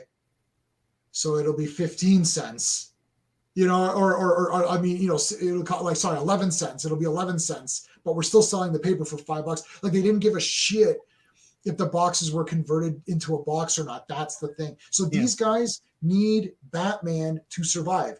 So an hour of this stream, Arkham was on and we're talking about Batman. They don't care if that comic is good or sells. They care that there's a comic book out there called Batman that people are talking about. Yeah. Just slap Batman on something and people buy it, right? And people buy it. They don't give a shit. Oh, is this a good comic? Who cares? And if you get a good one, then you're lucky. And if you don't, you don't. And then even if they don't buy it, well, ha, ha, ha, ha, nobody bought your garbage Batman comic. We don't care.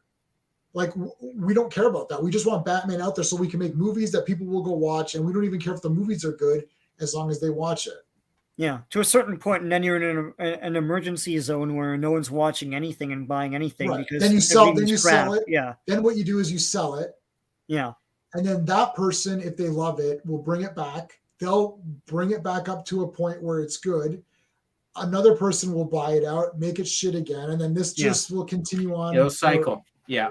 I was reminded of the process of four-walling, the whole theater thing where studios get like, or the filmmaker gets like all of the proceeds of the tickets, but what the theater is really doing, the theater is not selling tickets or like showing movies. What they're really trying to do is sell popcorn, right? And that's sell why they're concessions known. And things. That's why theaters are known as exhibitionists. Right. They exhibit the movie. They don't get jack for the movie. They're trying to get you in there to watch the movie, to buy the concessions. Buy that's what I would overprice everything. And I'm like, dang, that's the prices are outrageous. Yeah. I'm like, wow, what is going on? Because you just need one guy who I buy it, right? And then I buy it, and then everyone else, someone else buys it. It's like I spent $15 on popcorn, and people are like, well, and that cost them like less than a cent. Yeah. The hilarious thing is, even with the prices being absolutely astronomical, like back when, to date myself, back when I was watching movies and we got in cheaper because they had what do you call them? Like not premieres, but they were like early bird. If you watched a movie before like the evening, if you went in the afternoon. Yeah. Like matinee. Yeah. Like absolutely. Same reason they bought Marvel, same reason they bought LucasArts or Lucasfilm. Yeah. But when I would go in for a premiere, I paid $4.25 for the ticket, and I paid $4.25 for a small popcorn with butter and a small drink. $4.25. Are you serious? Yeah. How much does it cost, Jordan, on for you guys? How much does the movie cost for you? For me? Oh yeah, my! Like what's like an IMAX ticket? You're in the States, right? Yeah, I never really did IMAX. I would just go for like regular, like just regular cinema. So what's a regular movie ticket? Sometimes it ranges between 11 and $15. 7 to 15. A ticket. So for us, IMAX is anywhere between 20 to 25, depending on what theater and what it is. Like sometimes if it's like 3D, it might be like 25 or something. Yeah. Matinee was the word I was looking for. Sorry. Yeah, matinee. That's what I said. Yeah. Okay. It depends on theaters. Yeah, so 10 to 15. So the better theater is 15, or like the late night show. Yeah. For us, I don't know what a regular. We always do IMAX, but I don't know what a regular ticket is. It's probably the same. Probably the same. Yeah. I think it's actually a little more expensive. For some reason I remember paying $18.99 for regular. Not that long ago. Really? Yeah. Really? Yeah. That's crazy. Well, remember, we're in Canadian dollars, so 15 for you is more like close to 20 for us. Yeah. Yeah. And then how much is concessions, Jail? I don't know if you buy them or not. Oh my goodness! Don't even get me started on that. Okay, so I'm gonna use two examples: Studio Movie Grill and AMC. I'm gonna use AMC. I'm gonna start with AMC. So All right. you go to AMC, right? Say you get you that popcorn in that bucket, a bucket of popcorn, right? Yep. That costs about. I'm gonna have to go with like $10 to $20. Wow. And like a icy, nearly $10. Wow. Yeah. I was like, I'm gonna bring my own icy and my own popcorn from now on. $17.95. Yeah. That rings a bell. Yeah. Yeah. I was like, gosh, man. Wow. And the hot dog. The hot dogs like that and nachos. Yeah. $10. Yeah, Sean, you just got hot dog and Yeah, nachos. How much was that? Do you remember? I don't remember. No, because I don't care anymore. I just feed the money. Yeah. I don't watch my wallet when I'm at the theater. I'm like, I let it rain, man. Money bags. They're just food vouchers to me. My $20 bill is like, here, give me food. And I went to Studio Movie Grill. I got like 2 small cheeseburgers with a shake, and that costed like $22. Oh Yeah. God. Yeah, it's That funny was because expensive. we used to go to a theater that had regular like a Burger King and all that stuff. And in the same mall, like there was a Burger King in the food court, but that Burger King had normal Burger King prices. But when you go into the theater, all of a sudden they're like doubled, but it's the same food, right? Yeah. Also at that Burger King, they ran out of burgers for like 2 weeks. I don't know if you remember that, J-Man. Yes, I do remember, because you would get double Whoppers. I would get the Whoppers, but I'm like, how can Burger King run out? It says we don't have burgers here. We can only serve fries. It's like someone took it out on Word and like printed it and put it on a thing. Dairy Queen has no ice cream. Burger King ran out of burgers. It's like, hi, can I get some burgers? No. Yeah, for literally weeks. It's like head office just forgot about them or something. Yeah, that closed or something, because that's no right.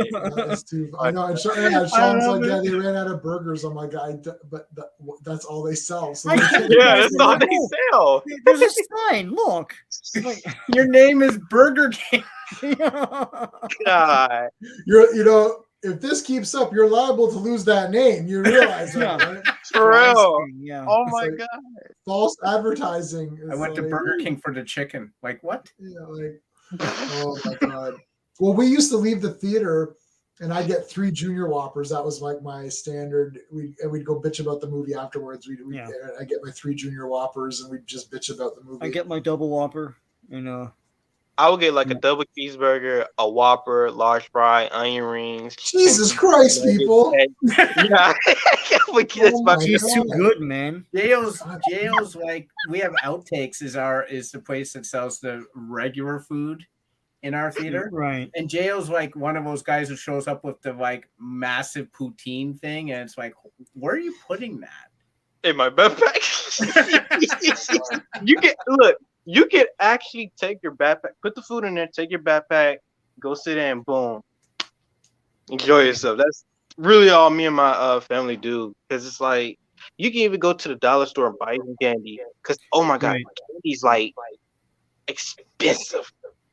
And like our dollar store has like Snickers and Twix and O. Henry and like other stuff. Yeah, we have Joe. We have something called bulk bar in here where you just buy what you need and you put it in a bag and stuff. And I know people that go and get like whatever snacks they want from there, like chips and pretzels and candy, and just sneak it into the theater. Like winter's great for that because you got winter coats, right? Yeah. And I used to walk in with a backpack and no one cared. And I had tons of food in it. Could not be reached. Went to Dairy Queen and they didn't have milk. Yeah, that's the best. Yeah. Oh, get that cow and start pumping. Let's do it. Let's get some milk here. Have you guys ever had unprocessed milk? No. Oh no. Oh, I have, and it's awful. I bet it was. It was just there's like stuff floating in it and everything. And I'm like, oh.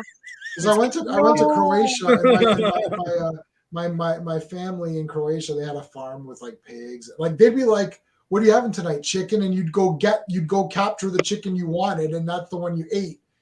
And I'm like, and they're like, "Can you?" The old country, yeah. Yeah, I'm like, I'm not doing that. Firstly, I'm not touching this chicken. Secondly, I'm not going to grab it. I'm like literally like a city boy, and they're going in. But yeah, same here. And I'm like, I'll take some cereal, and they gave me some milk. I'm like, what is this? And I'm like, oh, it's milk. I'm like, not where I'm from. And I'm like, forget. Why does it have islands in it? Like, what is this? It's like, it was so bad. I remember just gagging. I'm like, oh. Oh, God. It was really nasty. But yeah, that was that. Well, we're gonna go see Spider-Man. Spider-Man, yeah. On 2.5 hours. Spider-Man fun. Yes. I'm 2.5 hours. Yeah. I'm gonna be there an hour early, Sean. I'm gonna leave at like 2:30 or something. Yeah. Well, if you're gonna do that, I'll probably like I'm off work like at noonish. Because I just took half the day off. Right. And like we have like one of these big meetings, and I was like, I'm seeing Spidey. I don't know what you guys are doing. Yes, You're talking shit here, man. Well, I'm gonna just log off early, and I'm gonna tell them I'm leaving early or whatever. I've been like, I came home from the theater, or I came home from Steve's, and I'm like, let me just, and I sent a couple of emails. So the guys this morning were like, holy shit, you're sending emails at like 10:30. I'm like, literally, I didn't log off. I'm like, I was still logged in when I came home. And I'm like, there's a couple of emails. I could do this right now. And it's like, I responded really quickly. Yeah. So it's like, I don't think it matters. Right. So I'm going to leave early, and I'll be there an hour beforehand to make sure, because it's sold out. So we know it's going to be filled. Yeah. I had to me and my cousin had to get our tickets in advance, because like the 16th and the 17th were both sold out. And I was like, God damn, we got to do it like on a Saturday. So we just got our tickets in. And what we got it, we have it for the Thursday, which is what, the 16th, or is that the 16th? 4 p.m. Yeah, 4 p.m. Yeah, so we're seeing it like that's the first showing of it. That was the first showing. There wasn't the 1 o'clock here in Ontario. Yeah, here in Ontario. And rumor was they showed press 40 minutes of it. They didn't even show them the whole movie, so we'll be one of the first to see it. Why didn't they show them the whole movie? Yeah, there's apparently like mega surprises in it or something. I don't believe it, because with Sony, shit leaks all the time. Right. So if there's like mega stuff in it, we would know. Like we know that like Daredevil's in it, and we know that like, these other Spider-Men were rumored to be in it. You know? So yeah, I don't know. Well, I told everybody I went on Truth Stream last night, and I told everybody, I'm like, I'm seeing it at 4 p.m. and I'm gonna DM every single person in bold all the spoilers, and they're like, no, don't do that. No. I said it's time for you guys make fun. Make up shit spoilers. And I will. Yeah, it's like Nicholas Hammond has a huge role in. Yeah. Because I'm like, it's Wonder Woman 84 revenge time. You guys thought you were all funny. It's like none of you guys got tickets. It's like I'm gonna ruin everybody. It's gonna be awesome. It's like The Rock is Craven the Hunter. Yeah, The Rock is Craven. Oh, Jesus. They said the third film was gonna have Craven. Yeah. But No, I'm sure Craven's in this. Who was it again? They cast him. I don't know. the dude from Kick-Ass? Oh, really? Like that's what they were saying. That's what they were saying before. That Venom guy is just in- loves probably his in comic this book too. movies. They're doing a lot of it now. I couldn't even- Well, let me tell you something. Sean is the Grandmaster Champion of spoilers. He will know everything before you walk in. Everything. Yeah, Really? that's why I'm skeptical about these surprises. Because the thing is, like, if you know spoilers, like if you know how to spoil something, you know that they cast people and they cast stuff, right? So it's like people like Miles Morales in this. Okay, so who's Miles? Who's playing that? Right. They haven't cast it, so that's probably not going to happen. I think it'll be like Venom's in it. Venom's the sixth one of the Sinister Six or whatever. Hugh Jackman is back as Wolverine. Yeah. I'm just making up stuff. I'm gonna make up so many. People like, oh, they'll probably do that. It's like they can't, right? But yeah, I'll make up super fake spoilers. yeah, I'm gonna be like Gwen Stacy becomes Venom. It's like the symbiote. She's Scream or whatever. She becomes Scream. Okay, so you know what I just realized, Steve? We talked about this yesterday. So Poison. Check this out. Batwoman. The girl who's Poison Ivy was Mary, her sister. That's Poison Ivy. Oh.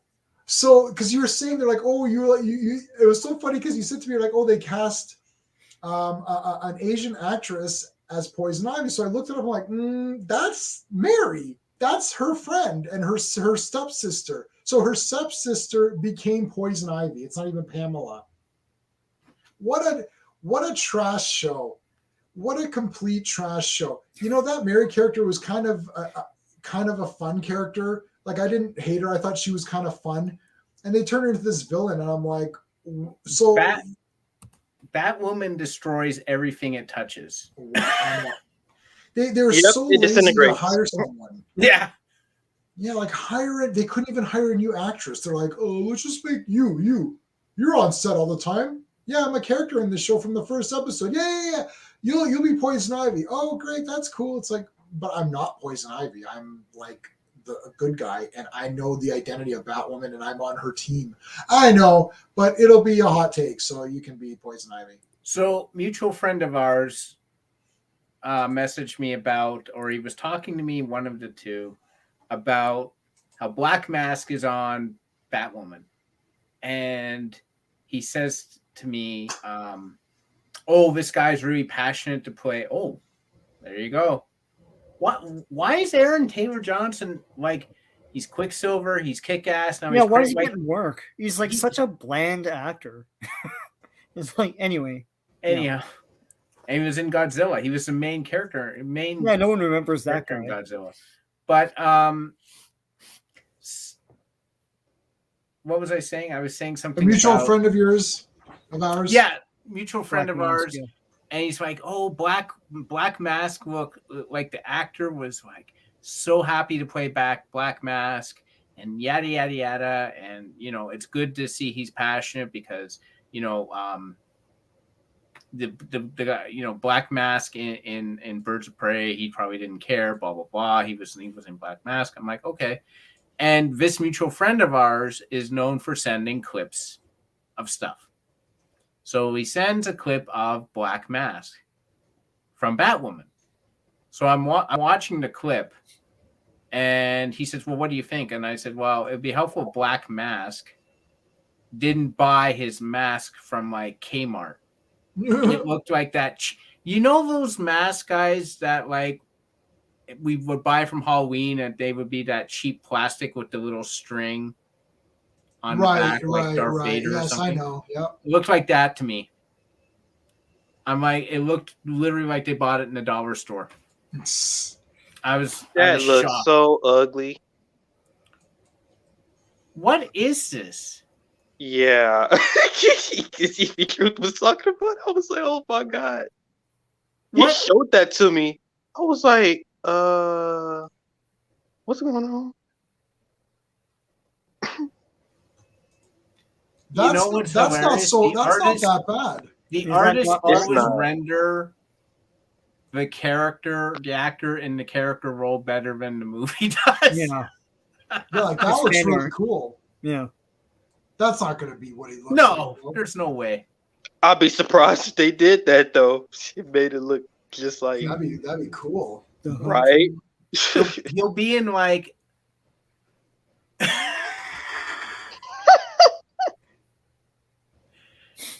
I'm not gonna lie. I like Craven in the Spider-Man. Oh, I love Craven. Guys, he's going to be in like army fatigues or something. Yeah. Oh yeah, don't get excited. It's not going to be this. No, God, no. Oh Jesus! Don't do that. Don't do that. Like I want this. Yeah. Right. Like, yeah.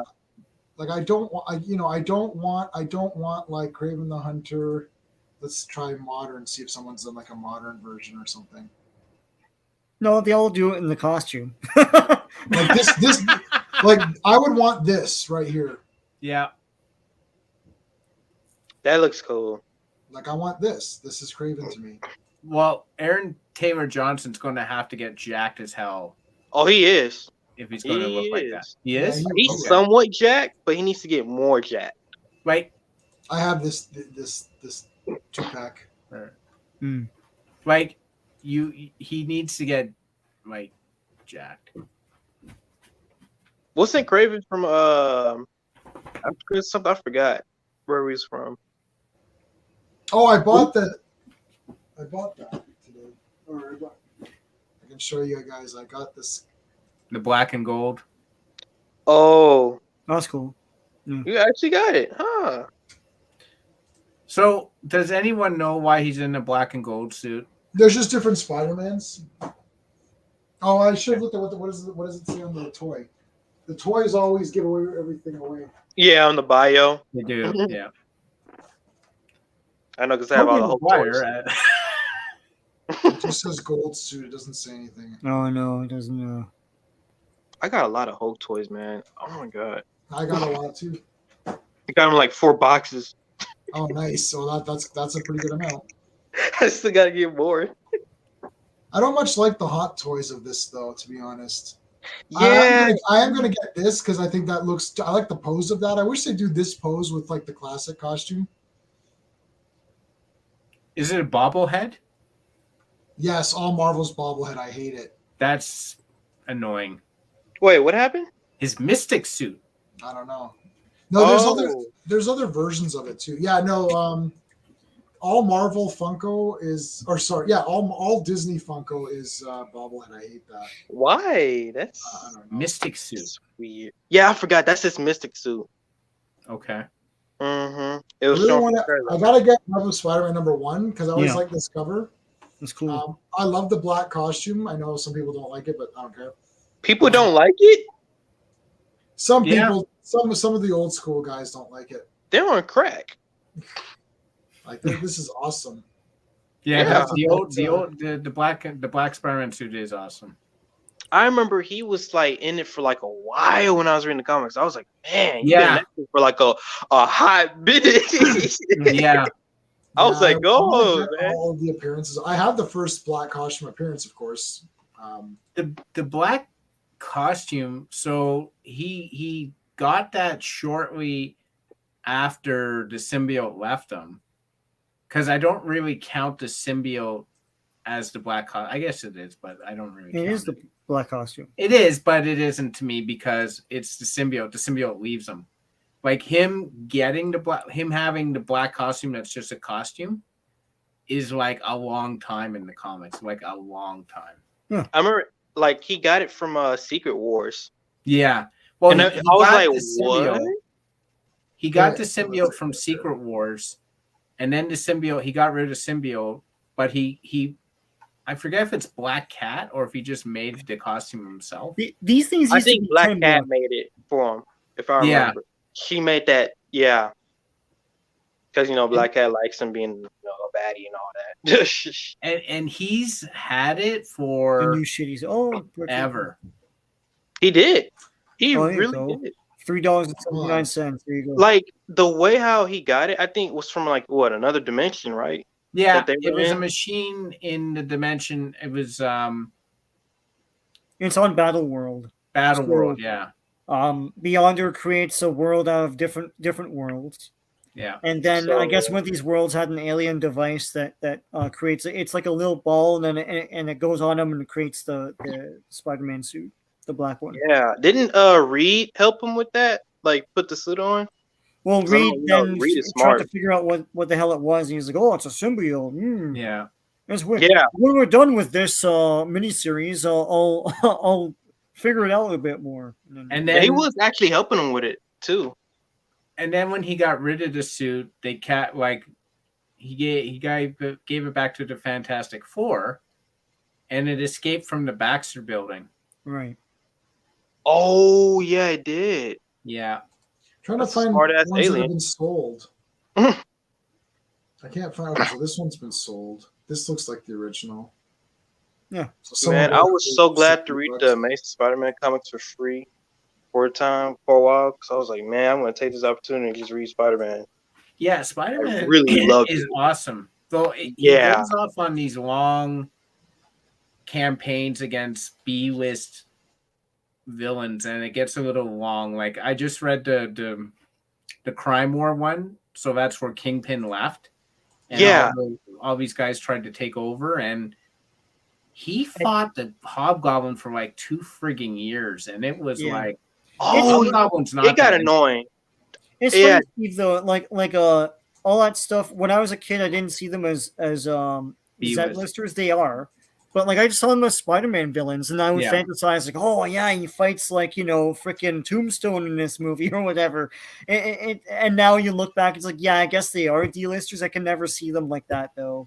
I don't know. You guys remember Tombstone was Kangaroo? awesome. Yeah. I thought But Tombstone was Hobgoblin, like, awesome. he was Hobgoblin, there, and Hammerhead, Rose and and friggin' Hammerhead. I had a Hobgoblin figure. It was a figurine that came on his own glider. Oh yeah, Plastic thing. Yeah, it was cool. yeah. I mean, he's fine. I just like 2 years. I'm like, whoa, this is way. And Yeah. he's fighting Jack-O-Lantern. I'm like, okay. Yeah, I remember No, he Jack came in was- too, right? In the crime arc? The crime war Yeah. arc? Yeah, I was Yeah. like, what? And then Yeah. he became Hobgoblin for a while, and I'm like, what? Yeah, the thing about that could not be reached. I think if I remember correctly, he walks into a room. I can't remember who the two heroes are. They're like, "Oh, this machine here just does whatever you imagine it," right? And I don't know if it's the same machine or Peter Parker mistakes the machine. So he goes to one machine and he goes, "Okay, give me a costume or whatever," and it comes out with this black ball. I don't know if they ever fully explained that. They never did, though. That's what I'm yeah. saying. But I was reading it, and I was like, wait, it just came out? Like, Yeah, it's like, where'd that come from? You know? Because I know there's a uh, plan Yeah, of the he just has symbiotes, it. but yeah, it was him and it was Reed. Because, Reed was the one that was, like, trying to, like, play with the machines It and was stuff. who and Reed? It was Reed, probably Kurt. I know the Lizard was with him. I know I'd have he to went. go check that. Yeah, because I remember Here's my they copy of got sucked up or whatever. It was weird. Yeah. It was So very weird. Jo, did you know that? See the Spider-Man. This is a newspaper strip. Mhm. This is new every day for free. It's a Spider-Man. So it's like getting the newspaper comic. So it's just a strip every day. Now it's old. They've just been reprinting them. Are you serious? Yeah, this is every day. You could go. You can go back to wherever on how far back you want. I wish we got that. So that's it. No, you can get it right now. It's a free website. You just go to the website right now, Comics Kingdom. Oh, really? Okay, And you just man. read the You know what? That newspaper. looks cool. The strip. That's a Yeah, so that was today. Here's today's. So I'll show you today's. This is today's. This came out today, December 9th, 22. So there's today's strip. You could read it. oh. Let's see if it makes it full. They made the Mole Man I a think it- good guy, which is kind of weird. Yeah. Well, man. Is that Mole Man? Oh, Yeah. I guess so. yep. Yeah. Oh yeah, did he come like in the beginning of the comics or like in the middle? Because he's the first villain of where it Fantastic started. Four, but Yeah. oh, I'm thinking about. But it's he's engaged to May Parker in this strip. He's engaged to Aunt May, so I know Doc Ock was trying to get married to Aunt May. That was all. So I watched. Yeah, he did. Yeah. Yeah. I watched. He tried to. Yep. What was his? Oh yes. Hulk? Yeah. So, have you guys been watching Dexter? Not Steve's as a gonna bit. start. No. Steve's gonna watch it. Oh Yeah. man, it's so good. Dude, did you watch Dexter, Jo? No, people say it's good though. Is Yeah, really it's good. it's good. And this season's like crazy good. I've watched like 4 or 5 in a row. I just like binge the crap out of it. Is it on Netflix? No, I don't know where No. it's on. It's on. No. For us, it's on Crave in Canada. I don't know where it's on So for it's you guys. HBO Max, probably. HBO Max, yeah. I gotta No, get all the Showtime. apps again. Showtime. Showtime. Sorry. Showtime? Oh, okay. Well, we should get Showtime though. What? Yeah, we got It's in Showtime. Canada? Yeah, Huh. Showtime's in Canada? I Yeah. watch it. I did not know that. Shit. Or Showcase? Is that what you're talking Or about? Showcase. Oh, it might be Showcase. Yeah, I Yeah. was thinking Showtime is on. Yeah, Canada. Showcase is a Canadian thing. and- Yeah, okay. Yeah, it's not Showtime. I don't know. Showtime. We don't get anything properly. Everything is like through, like if it's on a Canadian channel, it's just off of off an American channel, and we don't like know how it got there. So what about Hawkeye? So what are our thoughts on the latest Hawkeye episode? I didn't see it yet. Didn't see episode 4 yet. So anything Get the earth app. shattering? Like I didn't hear anyone talk about it, so I was like, nothing big happens. I'll Well, Yelena showed up, and Florence Pugh posted that she's showing up, and her Instagram account got nailed, and she got blocked from posting because they're saying that, oh, you're posting. I forgot what the reason was, but then she responded back saying, "Oh, I just got nailed for posting that I was appearing in Hawkeye." Which was obvious if you watched the end of Black Widow. Right, because literally at the end of Black Widow, she says, "I'm going to kill Hawkeye." Jesus. It's like, and then it's like, wait, she appeared in Hawkeye? Spoilers! It's like they literally said that. Disney's too strict with that. Yeah, so she got in trouble. Yeah. But she was on this episode. It's already aired. Like I watched it Wednesday morning at 7 a.m. Like I woke up and watched it. Like I don't understand. Like why? I wonder what her role is. She's Black Widow. Oh yeah, I forgot. Damn. Yeah, she's Black Widow. Don't worry, Hey, Jail. Raquel, Everyone what's forgets going Black on? Widow. Hey, Raquel. Yeah. Thanks so much for popping in. Raquel, she's on Clobberin Times. She's on every Star Trek. Every Star Trek. I'm gonna be there on Star Trek. Kloppy's Clubhouse tomorrow too. Yes. I try to catch all of those Star Trek. It usually starts when I'm going to sleep, but I've been up the last few where I've kind of been up and commented. My problem with Star Trek is that every episode of the real Star Trek is 10 out of 10. 10 out of 10, yeah. Like I don't care. I don't care. Okay, no, I'll tell you. Okay, let me put. Okay, let me put it. Hold on. Let me do it this way. All classic Trek is 10 out of 10. Yeah, I agree. All of Next Generation is 9 out of 10. Oh, All of Deep Space. Sorry, you're not gonna like this. All of Deep Space Nine is 10 out of 10, and all of Voyager is 10 out of 10, and all of Enterprise is 9 out of 10. That's okay. I like classic tracks. One power My TNG. mom got me on that. I just love like seeing the dude play Kirk. I forgot his name. You're talking about He was on Shatner? Twilight. The dude who was on Twilight Zone. Shatner. Yeah, that's him. Dude, I get the names mixed up. You know what's great about this? You're the first person in the history of the universe who ever refers to William Shatner as the guy from Twilight Zone. Yeah. Everyone says it's Captain Kirk, but Kirk that's from great. Star Trek. I would just call him Kirk. You know what I'm saying? Yeah, I would just call him Kirk. Yes, well, yeah, he has. He's definitely been on many a Twilight Zone episode, and I like him on Twilight Zone also. And he was in The Devil's Reign, I think was that weird movie that he was in. Yeah, which is great too. Yeah.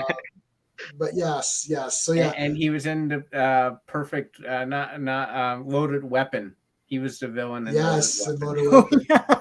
and then remember, there's the piranha. And then Shatner puts his face in the piranha bowl, and then he's biting a piranha. He's like, "Oh, I'm like I like eat them," or like yeah.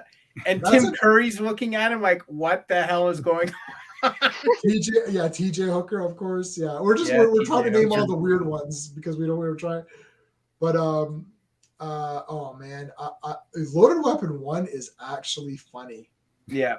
I really like Loaded Weapon 1. Have you seen National Lampoon's Loaded Weapon 1, J.O.? National Lampoon? National Lampoon's Loaded Weapon 1. Ooh. My mom did say that it was good. I wanted to check it out. It's Emilio Estevez and Samuel L. Jackson. Yeah. Samuel L. Jackson? Okay. Yeah. And he is so funny in it. And literally the best is where Tim Curry plays he's playing like a Girl Scout, and it's like literally a guy with a beard and stuff. And he goes to Whoopi Goldberg is in it. So Whoopi Goldberg is Sam Jackson's partner. So he knocks on the door, and then or she knows him or whatever. Sorry, not their, she's not her partner. And then he's like, "Wilderness girls," and she's like, "Isn't it late to be collecting cookies?" He's like, "Our troop leader says we're low on our quota or something, or behind on quota." And then she opens the door. He's like, "Ha ha ha! I'm not really, a girl or something." And he's like, "Where's the microfilm?" And Whoopi Goldberg is like, "I don't know anything about a microfilm." She's like, and he's like, "In a few moments, you'll be begging for mercy." And she's like, No, I'll beg now. I probably did. I watched a lot of movies as a kid. That was the movie where they took the helicopter. Kingdom of the Spiders. Oh yeah. That's where they took the I think it's a helicopter, and they destroyed where they thought Emilio Estevez was because of obviously his lethal weapon.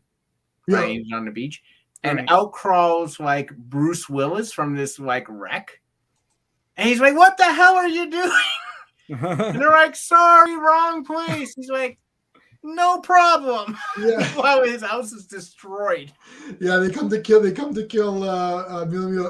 Estevez, and they destroy the wrong house. It's like, "No, this is whatever the number is." He's like, "The number you're looking for is that way." Like, "Oh, sorry." He's like, "No problem." It's like his house is in ruins or whatever. Is that where I get them confused because there was one movie where F. Murray Abraham was the Hannibal Lecter character, and there was one where Dom DeLuise was the Hannibal Lecter character.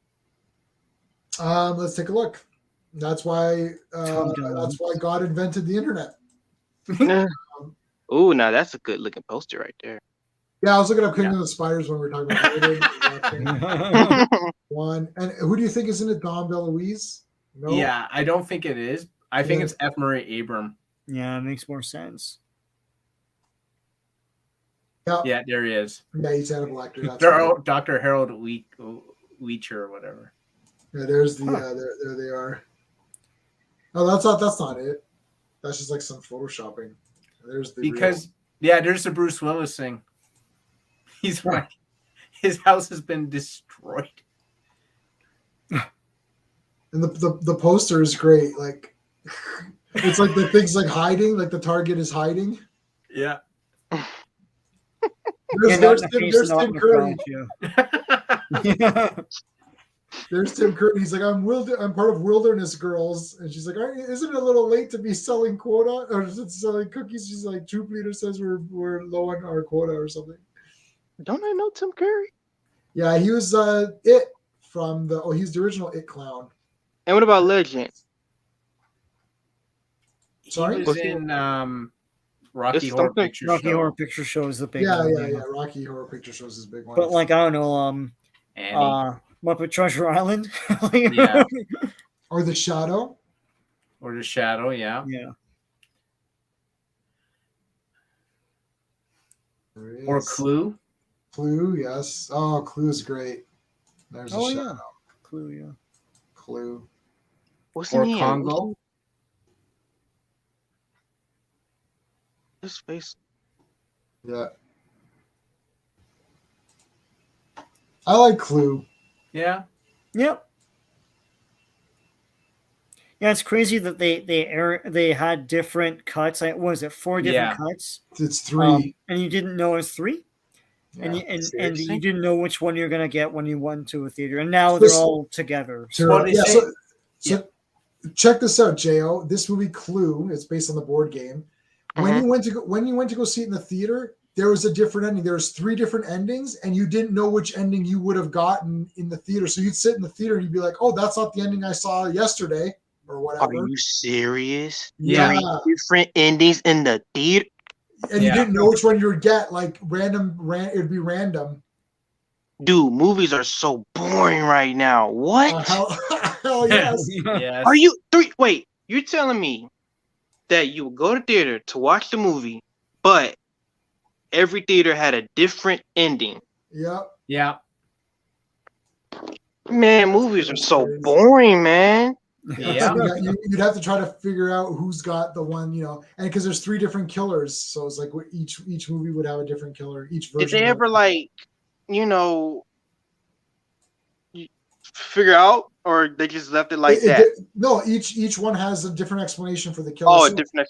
Okay. If you buy the movie, if you buy it on Blu-ray or whatever, you can either watch it with a random ending, or the Blu-ray gave you all 3 endings, and it literally says like, it could have been this. It's like, or maybe it was this. Yeah, that's the TV version. That's like it just kind of put it all together. And then the problem is concept.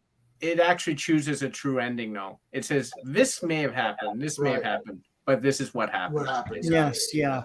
I remember that. It just chose one of them where they all did it. Which Howling movie was it where 5? the movie stopped and you had to guess who the werewolf was? I think it was part 5. Was Yeah, it 5? it's also it's William a castle Castle. movie as well. Yes. I can't remember the name of it. I know that it's like this mansion where this dude has people hunt the werewolves, and it turns out to be his wife. I spoiled it. There you go. But yeah. Oh wait, hold on. What are you talking about?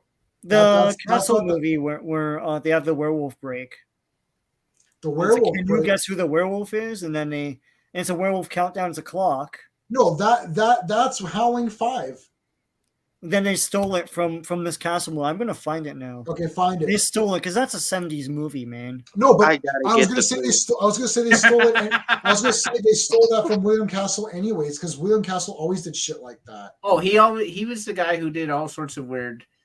J.O., have you ever heard of a movie called Matinee? The Beast Must Die. Matinee? I have the Beast Must Die. 1974, yeah. Okay. So you know what? I have the Beast Must Die. So I don't think I saw Howling 5, but I know Beast Must Die. They play it all the time on City TV. So you know what? I could be confused because the Beast Must Die. I have that and Howling 5, and I have the one that where the guy's the girl, the murder. What's it called? Oh yeah. Guy is a girl. Oh. Check this. Oh, I'll show you this. I'll show you that on.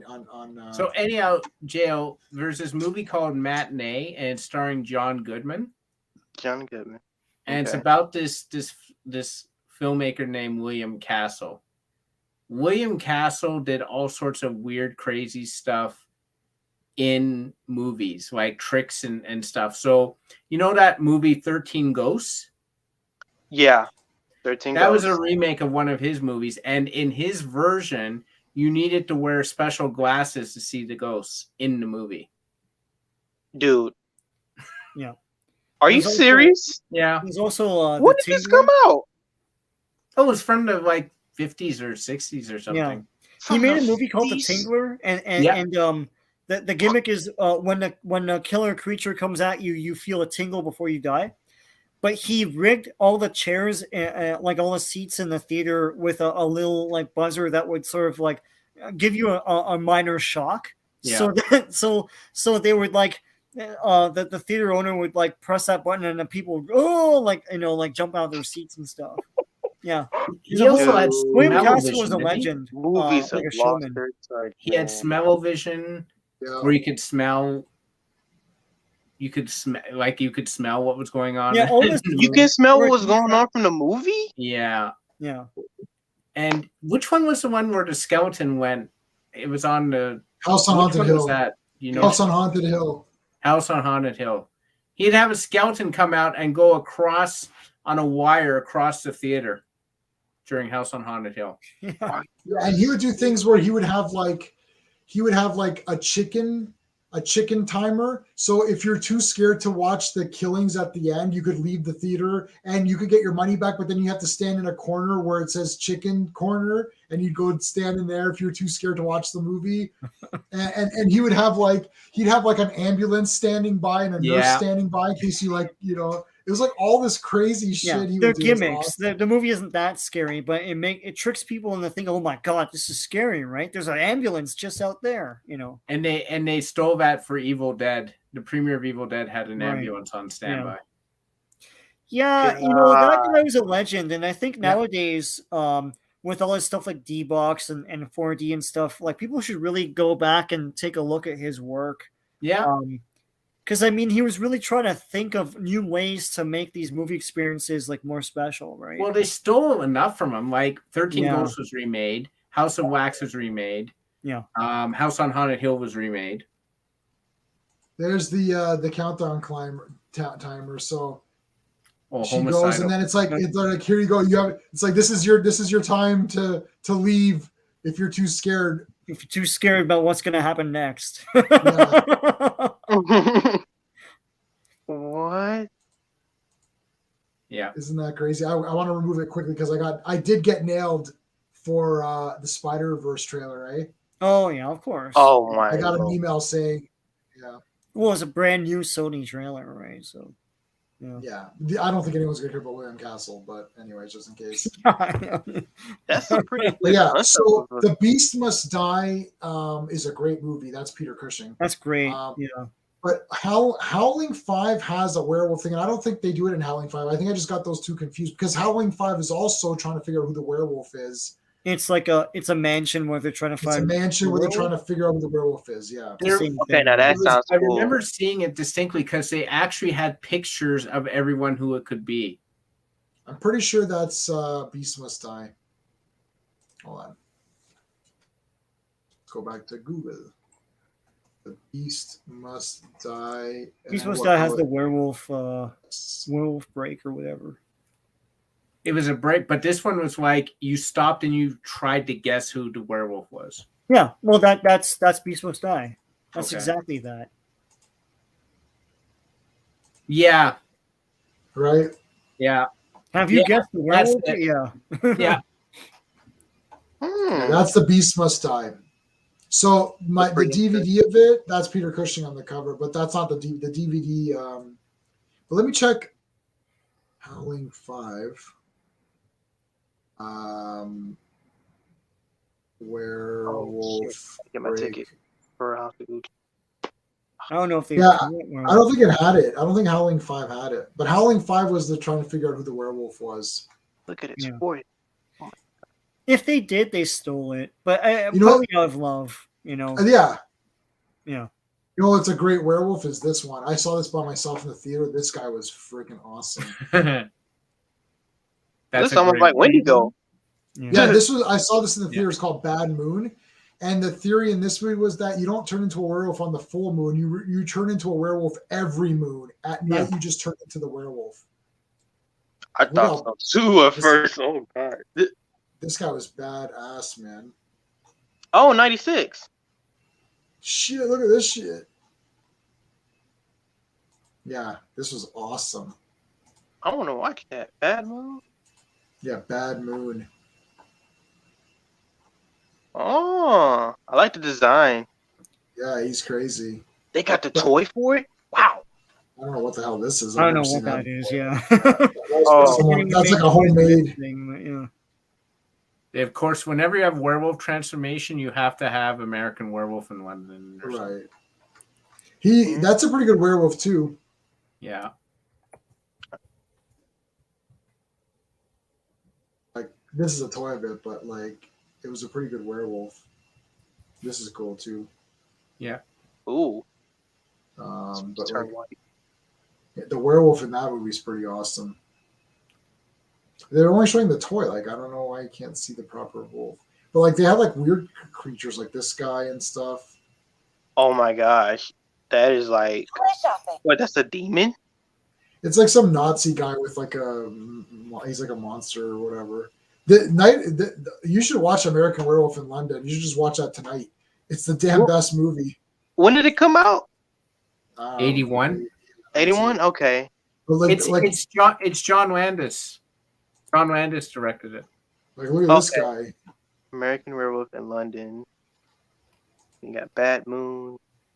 American Werewolf in London is a better movie, but Bad Moon is just cool because like I like the werewolf, and I saw it by myself in the theater. Nobody wanted to go, so I kind of went on my own. It was just a cool experience because there wasn't very many people in the theater. There was like 2 or 3 people in the whole theater watching Bad Moon. I just thought it was cool. I saw it on the last showing of the last day of its last theater. You know, it's like it was just the very end.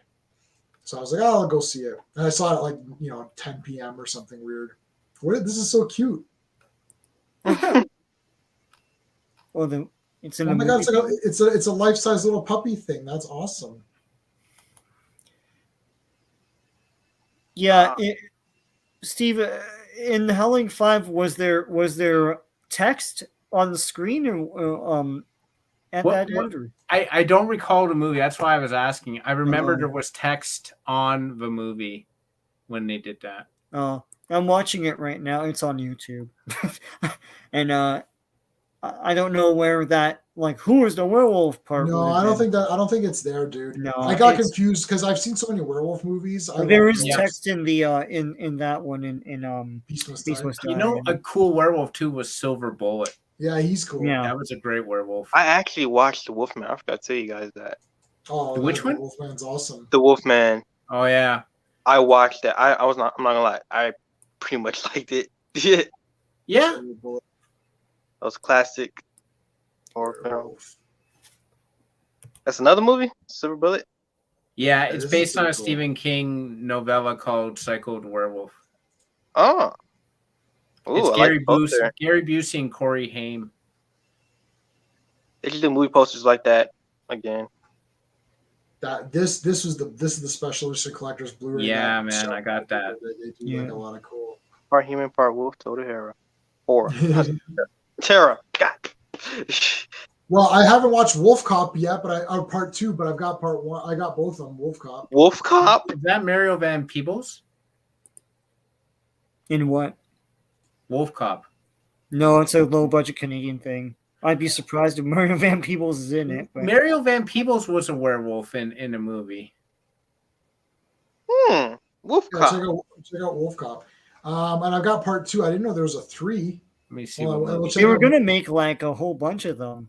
That was their big thing, but I don't think there's a part. That looks like Cobra, but with a I know it's werewolf. What do you say, Mario? Mario Van Peebles. Werewolf. That's an unusual last name. Peebles. Full Eclipse. Full Eclipse is the name of it. Full Eclipse. Yeah, it's not searching for some reason. Oh, there we go. Yeah, Full Eclipse. Oh my gosh. Look at that guy. Yeah, Mario Van Peebles turns into a werewolf. Wow. Like, got the Wolverine. There you go. Here's Mario Van Peebles the way we like him. Exterminator. Look at that dude's look. Terminator 2. Yeah, you don't know Mario Van Peebles, man? He's pretty good.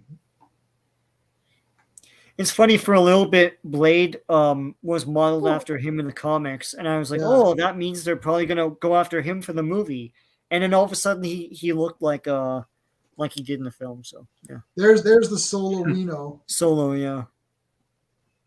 There's Han Solo, and then there's just Solo. Yeah, to evade bullets, he just does backflips. In trailers, they go, what the hell? It's like there's squibs everywhere, and he's doing backflips to get out of the way.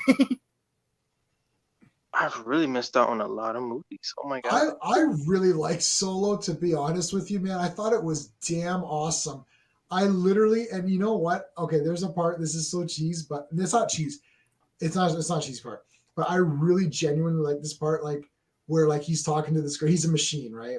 So he's talking to the one girl, and the girl's like, "Oh, she's like, oh, like who are you, and what are you, and all that." And she's like, "Oh, it's like it's your brain and your it's like they're talking about the organs or something." And he's like, and he goes, "This here, this is my chip, in here." He goes, "This is what makes me me." And she's like, "Oh, if your brain is in your chest, where's your heart?" And he's like, "Well," he goes, "I don't have a heart. Hearts are for living creatures." And she's like, "But you are alive." And I was like, oh, it was like this big moment for him. And he's like, "Oh, maybe I am." Oh, this is so good. I love anytime there's like a machine that thinks it's like wants to be alive and all that, like short. That's pretty much like development in a way. Yeah. It was just so well done. I just like that scene a lot. I don't know why. She's like, if your brain is in your chest, where's your heart? It's like, "Well, I don't have one." It's like, "Well, you are alive." It was awesome. Solo's a cool movie, man. I like it a lot. I think it's great. I just remember that TV spot, man. Yes. You've been rocked. This Twisted. summer, you've been rocked. You've been twisted. You've even been blown away. And no one remembers blown away anymore, right? I don't know what cares about that. Now prepare to go solo. Yeah. Yeah, so you remember, the movie The Rock came out, and Twister came out, and then he's like, he goes, "You've been rocked, twisted, and blown away, but now prepare to go solo." Blown Away was like an awful movie. But I think Blown Away was actually referring to something else other than what's it called? I think it was referring to something other than the movie Blown Away. Oh, really? I thought it was referring to Blown Away. It came out that year. It came out that summer. Are you sure? I'm pretty sure. Yeah. It was like 95, I think. It was a summer movie. Yeah, it was a 95 Blown Away movie. Maybe it's 90. Solo's 96. 94. Okay. Solo's 96? Yeah. The Rock. Blown Away is 94. Rock was 96, I think. 96. Okay, so maybe Blown Away is something else. No, it's Blown Away was referring to a different movie. But not Twister. Not Twister, no. When did Twister come out? 96. They're all 96. Yeah, so no. Blown Away. So I'm telling you, Blown Away was something else. Blown Away was the movie. No, I thought it was too. No, you I saw Blown Away in the theater. It's not Blown Away because I'll tell you what it was. Summer 1996 movies. Action movies. Yeah. Well, it's summer, right? So. Oh, Independence Day? Yes. Is that what that? Yes. Because there's a thing that goes down there. It was Independence Day. I know for sure it is that because I remember it being Independence Day. They couldn't use the title. They're like, right. I don't know how to make this independent. You've been Independence Day or whatever. You've been blown. Okay, that's what it is. Yeah. I knew it was that. As soon as it's like, yeah, it was that one. I know it wasn't Blown Away because it's like that's not a really an action movie. No, it wasn't. Yeah, so why would they're not referencing that? They're like literally saying this summer you've been this, that, and the other. The Rock, Twister, and Blown Away. I mean, not Blown Away, Independence Day.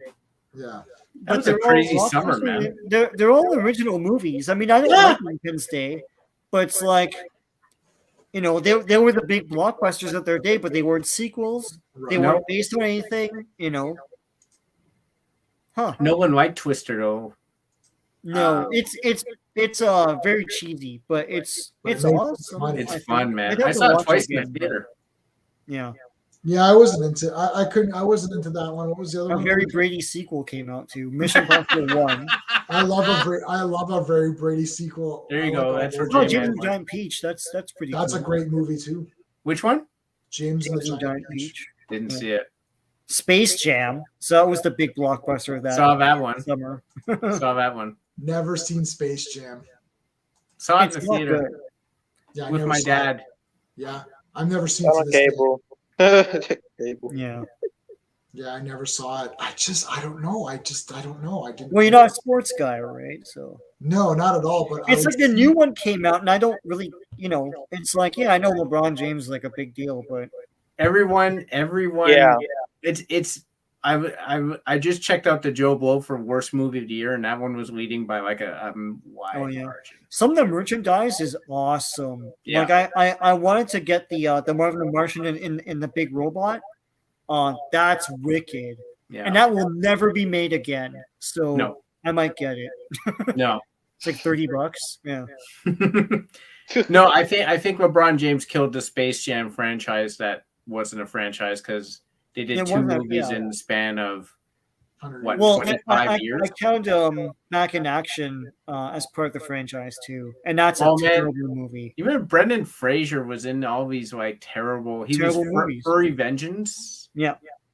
Yes. All that is awful. I grew up watching Back in Action. It's Brendan Fraser just took on any role. Back in Action, like if I were a little kid, I think it's awesome, but like it's not a well-made movie, you know. And he kept going back to the Mummy well once too often. Yeah. Wow. Oh my God! Don't get me started on Daffy. They're actually really fun. Yeah. But like the second movie, the CGI is awful. Like the Scorpion King CGI is terrible. Oh yeah, it's famous for that, for being bad. Yeah. Yeah, it's pretty awful. But all right, guys, then we're gonna end it off there.